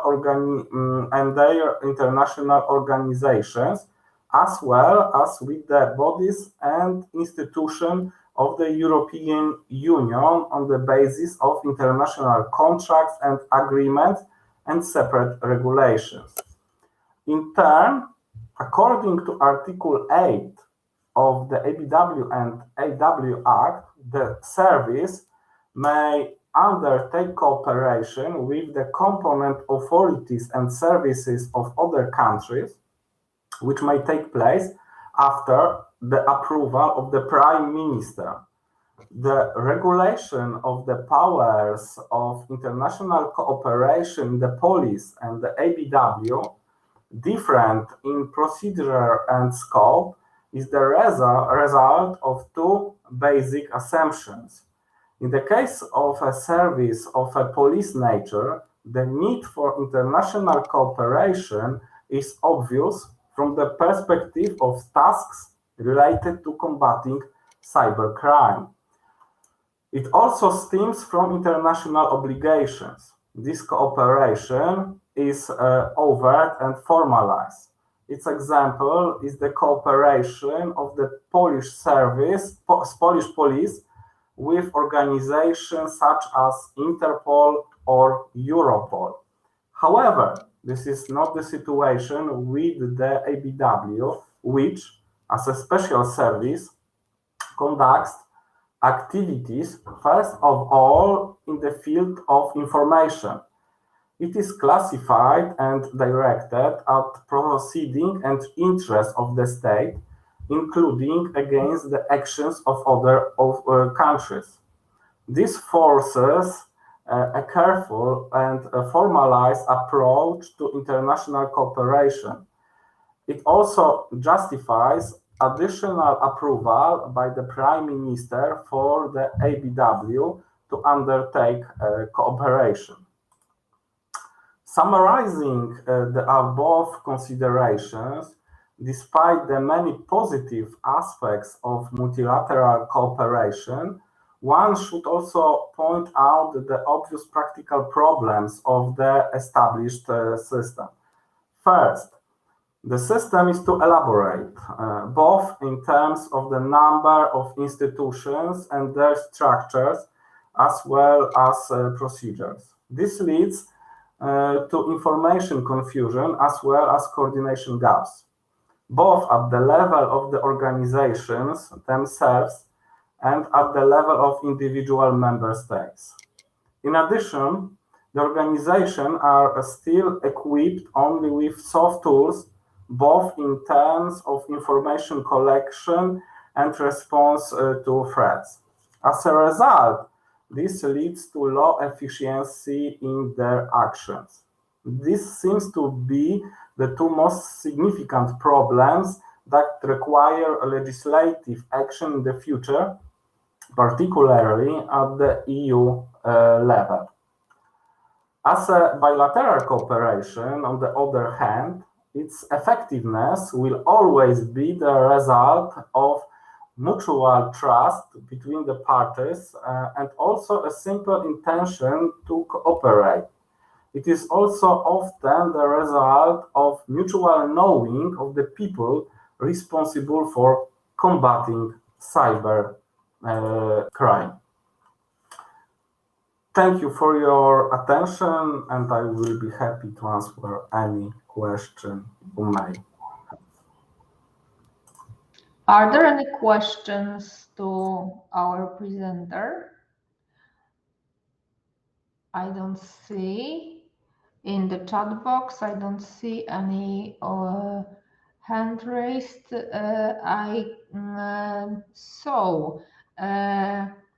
Thank you very much, Piotr, for sharing with us your presentation. And if there are no questions, I wish to proceed to the next presentation titled Use of Crime Analysis in International Cybercrime Cases, that will be presented by Professor Rafał Wielki, who is an assistant professor and deputy dean at the Faculty of Law and Administration at the University of Opole. So, Rafał, the floor is yours.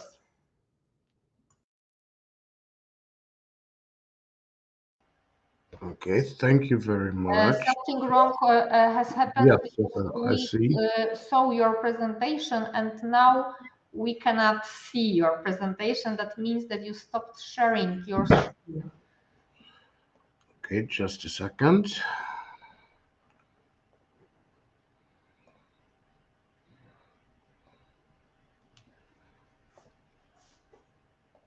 Okay, now it should be okay, fine. okay, thank you very much. So the floor is yours. Dear Professor, dear colleagues, dear guests, today I would like to focus on detection problems related to forensic science, but also to cybercrime cases in this international context. We can say, namely, that cybercrimes have their own specifics. They are generally crimes that have an immaterial character and leave minimal physical traces. They are cross-border. Very often they are decentralized. Often the lack centers of control is visible. We can say that cybercrimes are blurred in nature and also widespread. So I thought that talking about crime analysis is proper in terms of cybercrimes. Because combating cybercrimes requires the use of specific tools that are complex and involve a slightly different approach to investigation. Due to their nature, international cooperation between police, special services, prosecutors, public administration bodies is necessary. Here I would like to discuss crime analysis as a method of detecting and interpreting crimes, which is applicable to cybercrimes and is a tool that can facilitate international cooperation and data exchange. While it's not a method that's always provides usable evidence before a court of law, however, it certainly allows for understanding of a specific criminal problem related to a cybercrime. What is crime analysis? This is process of collection and processing of crime-related information and data, and the discovery of existing patterns in order to predict, understand, or empirically explain crime and delinquency. Also, it's quite usable to evaluate the crime managing. Also, it's a good way to develop tactics and strategies related to cybercrimes. The main goals, some main goals of crime analysis. The first one is to understand and predict crimes, as I said, but also to create a strategic assumptions, rationalize police resources, to conduct evaluations on the efficiency of police resource allocation, also to conduct performance evaluations of police personnel. We can also say that are some types of crime analysis. Generally, we can say about 4 types of crime analysis are the most popular: tactical crime analysis, strategic crime analysis, administrative crime analysis, and police operations crime analysis. The first one is tactical crime analysis, which is a day-to-day identification and analysis of emerging or existing patterns of criminal behavior in some concrete case. There is a in-depth study of recent incidents, criminal activity, by examining how, when, and where cybercrime occurred, as well as how patterns, trends, and potential perpetrators develop. Strategic crime analysis is treated as the study of processing data to better understand long-term crime trends.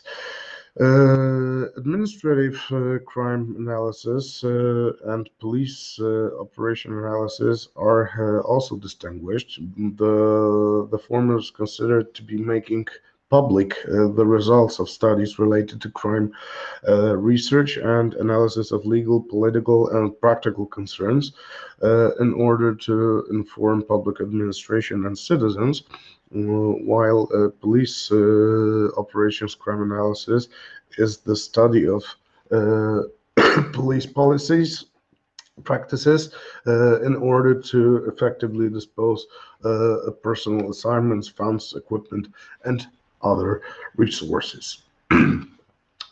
Within the framework of crime analysis, a number of techniques can be distinguished to clarify various criminal issues. This includes phone billing analysis, personal connections, that is called social network analysis, and that's why I'm going to talk more about this. Financial connections, financial flows, event analysis of mechanism of criminal activity, that is modus operandi, and also multi-type analysis, that it's a combination of at least 2 of both mentioned analyses. In the case of cybercrime, due to the strengthened international cooperation, it's worth looking at this personal connections, as they make it possible to determine who plays what role in specific criminal procedures. On the ground of forensic science, social network analysis supports analytical processes concerning organized crime groups or complex social relationships of actors involved in criminal procedures. Let's say something about social network analysis. The continued growth of transnational criminal groups, including also those involved in cybercrime, makes the many challenges in determining the exact nature of social network actors. Social network analysis helps broaden the interpretation of intelligence information, predict what the effects of influencing the network may be by neutralizing some decision makers, or take into account the ethnic and cultural differences on those network. So we can say that SNA helps answer the following question: who's the main decision maker in the organization? With whom does the decision maker interact? How often and what types of interactions are there? Who initiates them? Are there different groups in the organization, or some members of the group related to the exclusion of others? Who is the source of the linkage of the various groups in the organization, as well as who can take over the tasks of a key object that will be neutralized? Does any object in the group appear to be excluded by network members, or is the organization vulnerable to infiltration? If so, where is the best place to conduct an infiltration attempt? These analyses are very often, to perform the analysis, many graphs are created using more or less sophisticated software. Of course, it's possible to use just a spreadsheet like Excel, but there are some specific softwares. In Poland, we have, for example, the platform that's prepared by a team from AGH University of Science and Technology in Krakow, linked to, but also it's possible to use publicly available Multigoal. Also, there are some commercial programs like I2 Analysis Notebook. What I would like to present is, excuse me, how does it work? Because we can say that crime analysis, it's something like connecting the dots. Now I would like to change my slideshow into something different to explain you how exactly it works. So just a second, please.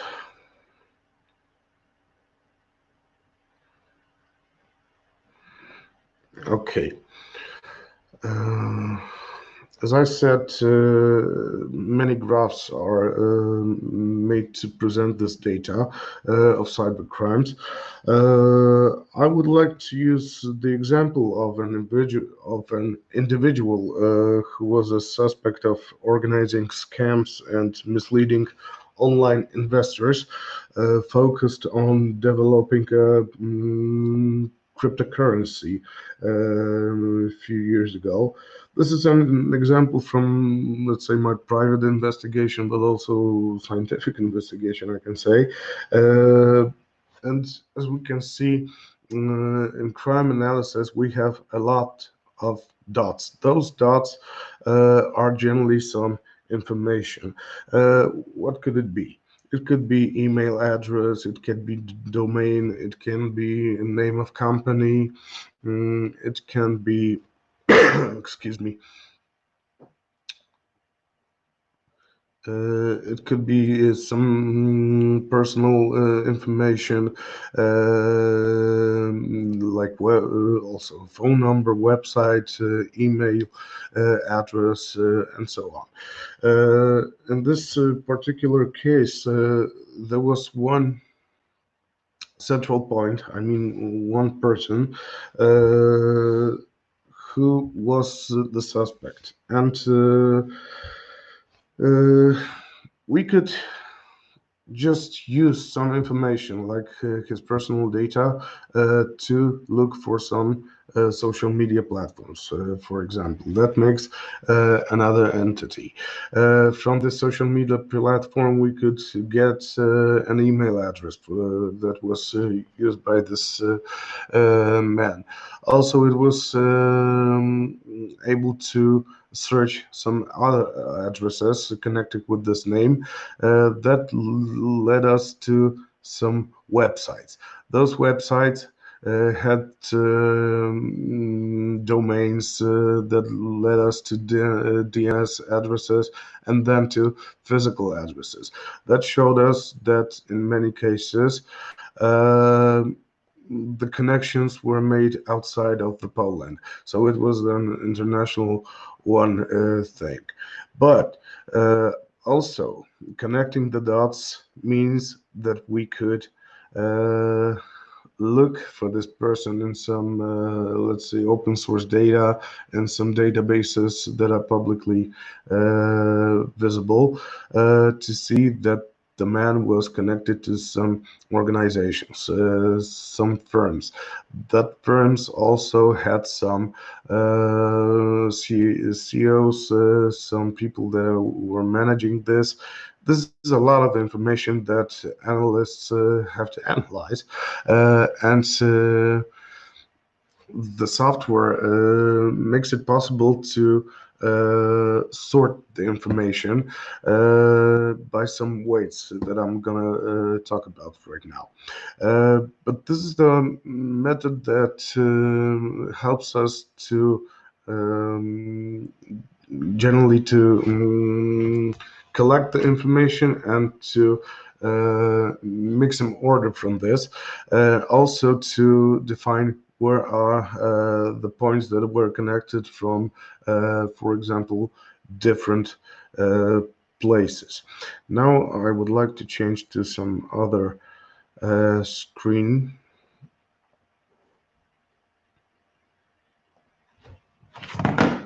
Okay, just a second, please.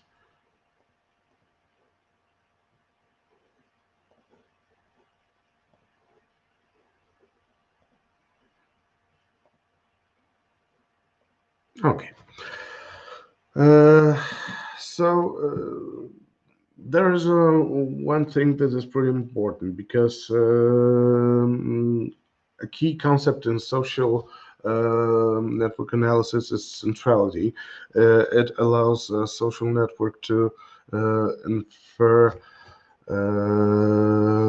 strength, influence, or other individual characteristics of objects based on links and paths.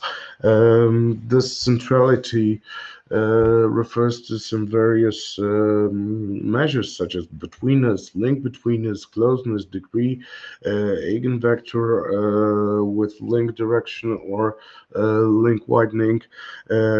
This making available different perspectives for analyzing relationships between many objects in this networks. This is pretty important in cybercrime cases. For example, we can say something about the centrality of betweenness. This is a number of paths that pass through each object, and this makes it possible to identify entities that have the ability to control the flow of information between different parts of the network. We know that an attack on the elements that have the highest measure of centrality can effectively disrupt the whole network. Moreover, objects with high value of this measure are entities of high power and importance to the core business of the entire network, with the strong capabilities to isolate, influence, manipulate, or prevent contact between parties. Also, we can distinguish centrality of link betweenness. This is a measure of the number of that pass through each link in crime analysis. It identifies the most important links that with high impact of network performance. A link through which a lot of paths can be important information flow path, and attack on a link with high measure of intermediary link centrality can break the network into two smaller ones. We have also centrality of closeness. The centrality of closeness is a measure of distance between object X and Y in the social network, or A and B, whatever. It's direct closeness. So when two paths from objects do not pass through any other objects, this is a way to enable the identification of entities responsible for the rapid flow of information, coordination of some tasks. In addition, it helps determine which entity has the best access to most members of the network. The higher the centrality value of an object's proximity, the shorter the path to another object it has. So an attack on those entities with high proximity centrality value can undermine the communication of most network members. It's worth to mention also the centrality of degree. This is a measure of the number of direct links from object X with other objects. It's why it's important, because it makes it possible to determine how much activity is taking place in the network and who's the most active object of the network. In addition, it makes it possible to determine who's transmitting information, who's receiving it. An attack on objects with high value of this measure have access to many behavioral alternatives, making them less dependent and more powerful. These methods of crime analysis are pretty useful in international crime, cybercrime cases, because they help us to gather information, to gain them into some smaller groups. But to sum up, in this social network analysis, there are some recommendations as to the types of objects who gives the greatest chance of success to destabilize the network of cybercrimes. These are some objects with highest value of degree centrality, objects with highest value of centrality of agency, also objects that perform their roles independently, mostly important tasks that no one else can perform. This type is great to understand which suspects are involved in which activities in cyber crimes, where the activity was taken. There is also one important thing, because for the tool presented, we need to ensure international cooperation among analysts that are dealing with cybercrime. It's also very necessary to facilitate access to data between services in different countries. Also, I think it might be very necessary to harmonize regulations at the level of at least European Union law on data retention. The crime analysis is very useful method, because in the case which I was showing, in the first time there was one suspect, one main suspect that was responsible for all activities connected with cryptocurrencies, but linking those things using SNA to to show what's really happening, showed us that we have not only this person, but also we had at least 5 persons that were really responsible for this whole case. So this social network analysis helped us to solve the general problem. This is, as I said, method very useful in cybercrime cases, but it remains some cooperation between international institutions. Regulations on data retention are still unclear.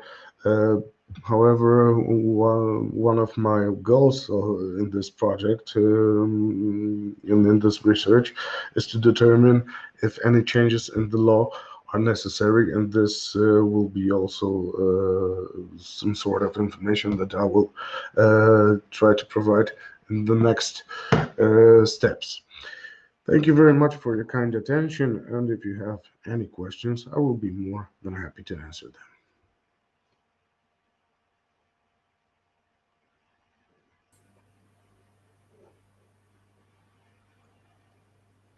Rafał, thank you very much for your very interesting presentation and for showing us also the technical aspects of using, for example, Maltego. Last but not least, I would like to ask Professor Judith Jaszo, who is head of the Department of Criminal Law and Criminology, and Vice Dean of the Faculty of Law of the University of Miskolc, for the presentation titled Cooperation of the Relevant Authorities in Money Laundering and Cyber Laundering in the European Union, with particular regard to the role and functioning of the FUSE. So, Professor, the floor is yours. Do you have access to the, okay, you can share your screen. You can also turn on your microphone, so everything is working. We see your presentation, so excellent. If you have any questions to Rafał, please write them in the chat section of the platform, because we have a bit of delay.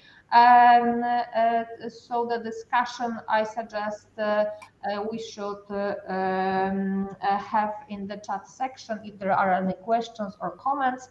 And now we go through the presentation of Professor Judith Jaszo. So, Professor, the floor is yours. Thank you very much. Could you see my presentation? Yes. Yes. Okay. Thank you very much. I would like to present my topic. The title of my presentation today is Cooperation of the Relevant Authorities in Money Laundering and Cyber Laundering in the European Union, with particular regard to the role and function of the FIUs. In my presentation today, I would like to give you an overview about the structure of the anti-money laundering institutional system. After the introductory comments in the second part, I would like to give you a background of the role and function of this special institution financial intelligence units in generally in accordance with the standards of the FATF and of the European Union regulation. In the third part, I would like to emphasize some information about the practice of the Hungarian FIU. About the first point, the cross-border nature of cyber laundering cases is also a significant factor which makes it difficult to combat this crime and to identify perpetrators, as it requires the use of diverse tools of international cooperation and tools to secure and transfer data without delay. But in this fight, there are special authorities. They could help in the fight. The combating money laundering is in the hand of the member states of the European Union. On the national level, we could distinguish between police, prosecutor authorities, administrative authorities. They have supervisory powers over economic and financial operators involved in the fight against money laundering, and judicial authorities. On the national level, it's very important to speak about the national FIU, Financial Intelligence Unit. They played a leading role in the fight against money laundering, but the FIU has a special function in the prevention of the money laundering too and cyber laundering too. In accordance to the cross-border committed money laundering, the role of the custom administration must be emphasized too, but in my presentation, I would like to deal with the role of the FIU. On the level, and in this connection, I must underline the timely information, especially financial information, is essential for criminal investigation on money laundering and cyber laundering. And after that, on the level of the European Union, there are several authorities which have competence in case of money laundering and support the cooperation of the national authorities, for example, Europol, Eurojust, or OLAF, EPPO. The risk of money laundering and terrorist financing is the significant challenge from the perspective of the financial system of the European Union and the security of the EU citizens too. But if the money laundering is committed in connection with the EU fraud, the EPPO has jurisdiction about money laundering too. It must be underlined. And some lectures underline the rule of joint investigation team. In connection, I would like to show about the report of Eurojust, the use of judicial cooperation tools in connection with money laundering. Eurojust organized 600 coordination meetings between involved national authorities and supported 33 action days and establishment more than 100 new joint investigation teams to address money laundering crimes between 2016 and 2021. In the fight against money laundering, the cooperation of several institutions is very important, both at the national level and international level too. The fight is characterized by the so-called multi-institutional approach. I think it could be used as a good practice in the fight against cyber crime generally too. And some words about the new development on the level of the European Union. It should be stressed that in 2021, the Commission presented a number of proposals to strengthen the fight against money laundering, including the number of relevant new measures. In accordance with the proposal, the Financial Intelligence Units of the member states will have stronger and clearer powers by the harmonized approach for reporting suspicion transactions or activities. The new authority, Anti-Money Laundering Authority, AMLA, will be support communication and cooperation between FIUs. The AMLA would be the center of an integrated system composed of the authority itself and the national authorities with an anti-money laundering supervisory mandate. And after that, I would like to speak about the role and function of the Financial Intelligence Unit. The first anti-money laundering directive in 1991 only required that credit and financial institutions should cooperate with the authorities responsible for combating money laundering. This term was used as a generic term, but the directive didn't contain detailed rules for financial intelligence units. Under an explicit provision of the third anti-money laundering Laundering Directive in 2005, each member state is required to establish a special institution, FIU, in order to combat money laundering, and after that, not only money laundering, but terrorist financing effectively too. And the same regulation we could find in the first anti-money laundering directive from 2015. And each FIU shall be independent and autonomous. It shall be able to obtain additional information from obligate entities. The competent authorities have to provide feedback to the FIU about the use made of the information provided. Member states shall ensure that their FIUs have access to financial, administrative and law enforcement information that they require to fulfill their task properly. The FIU has to be empowered to take urgent action where there is a suspicion that the transaction is related to money laundering or terrorist financing, to suspend or withhold consent to a transaction in order to analyze the transaction and disseminate the results of the analysis to the competent authorities. The FIU can take such action at the request of an FIU from other member states. There is three basic types of financial information units: administrative, investigative, or judicial. The FIU could be hybrid type 2 if the characteristic of the three basic type of FIU appear in a somewhat mixed way.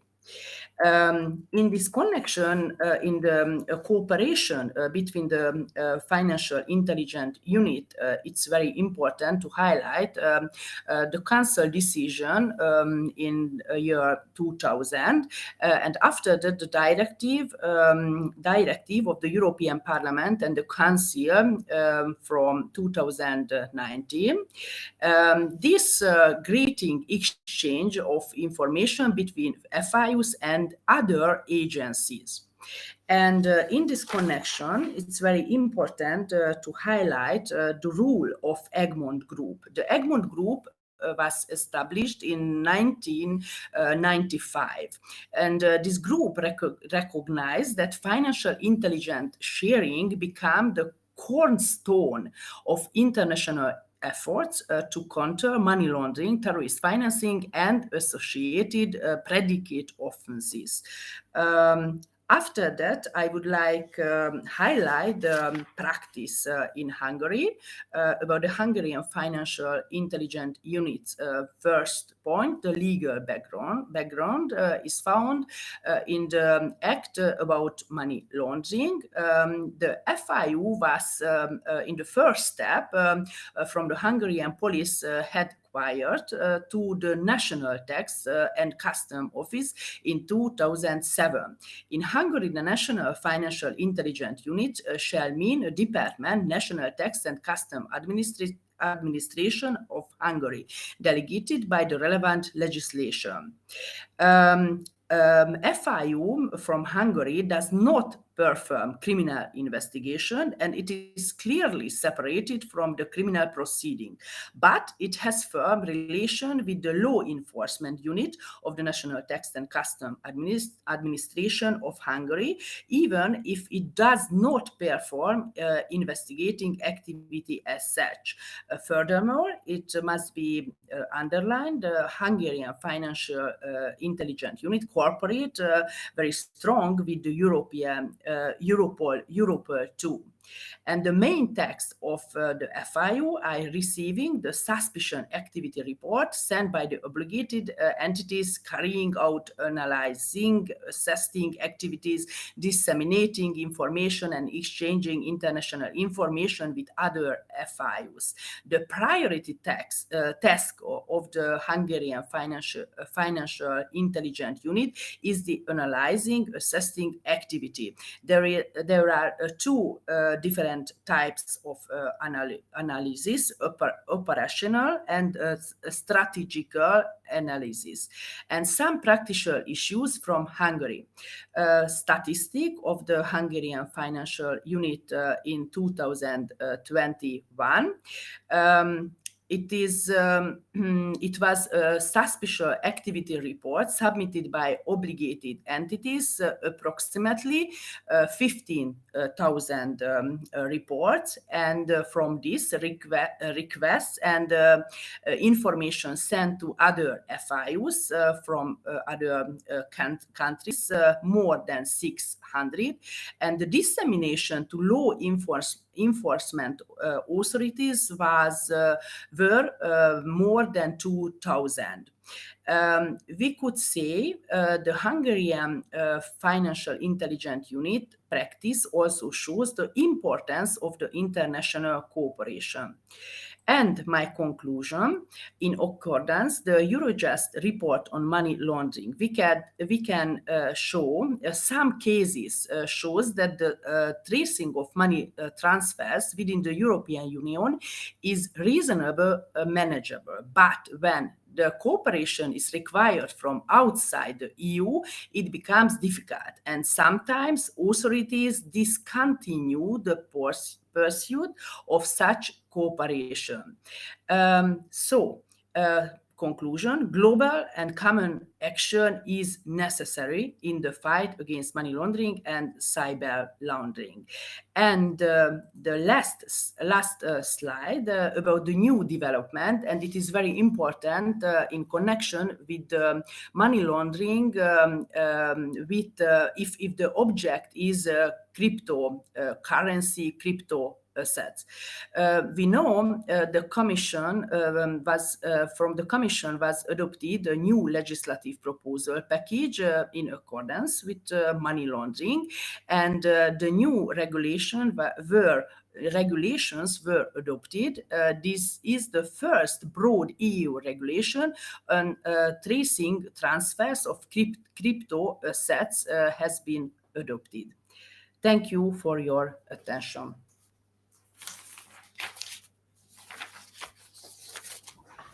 Thank you very much, Judith. Thank you all for attending the third Open Scientific Seminar. And I would like to warmly invite you to the next seminar, which will be held on 11th of August and will focus on money laundering.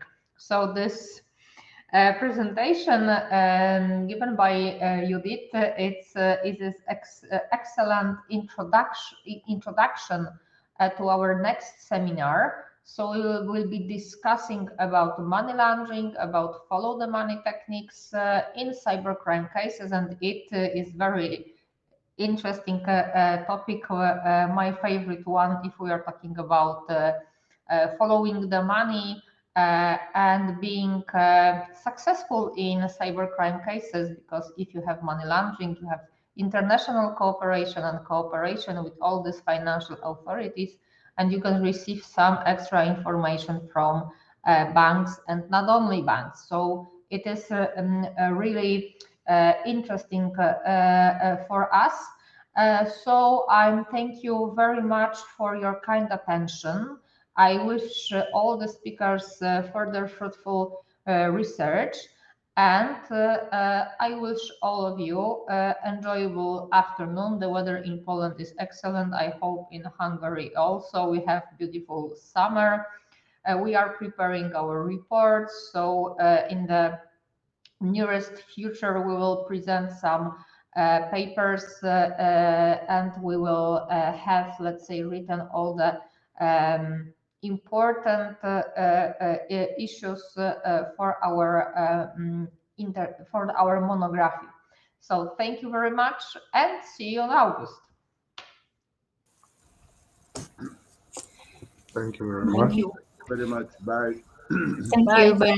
Enjoy the summer. Bye bye. Thank you. for the summer.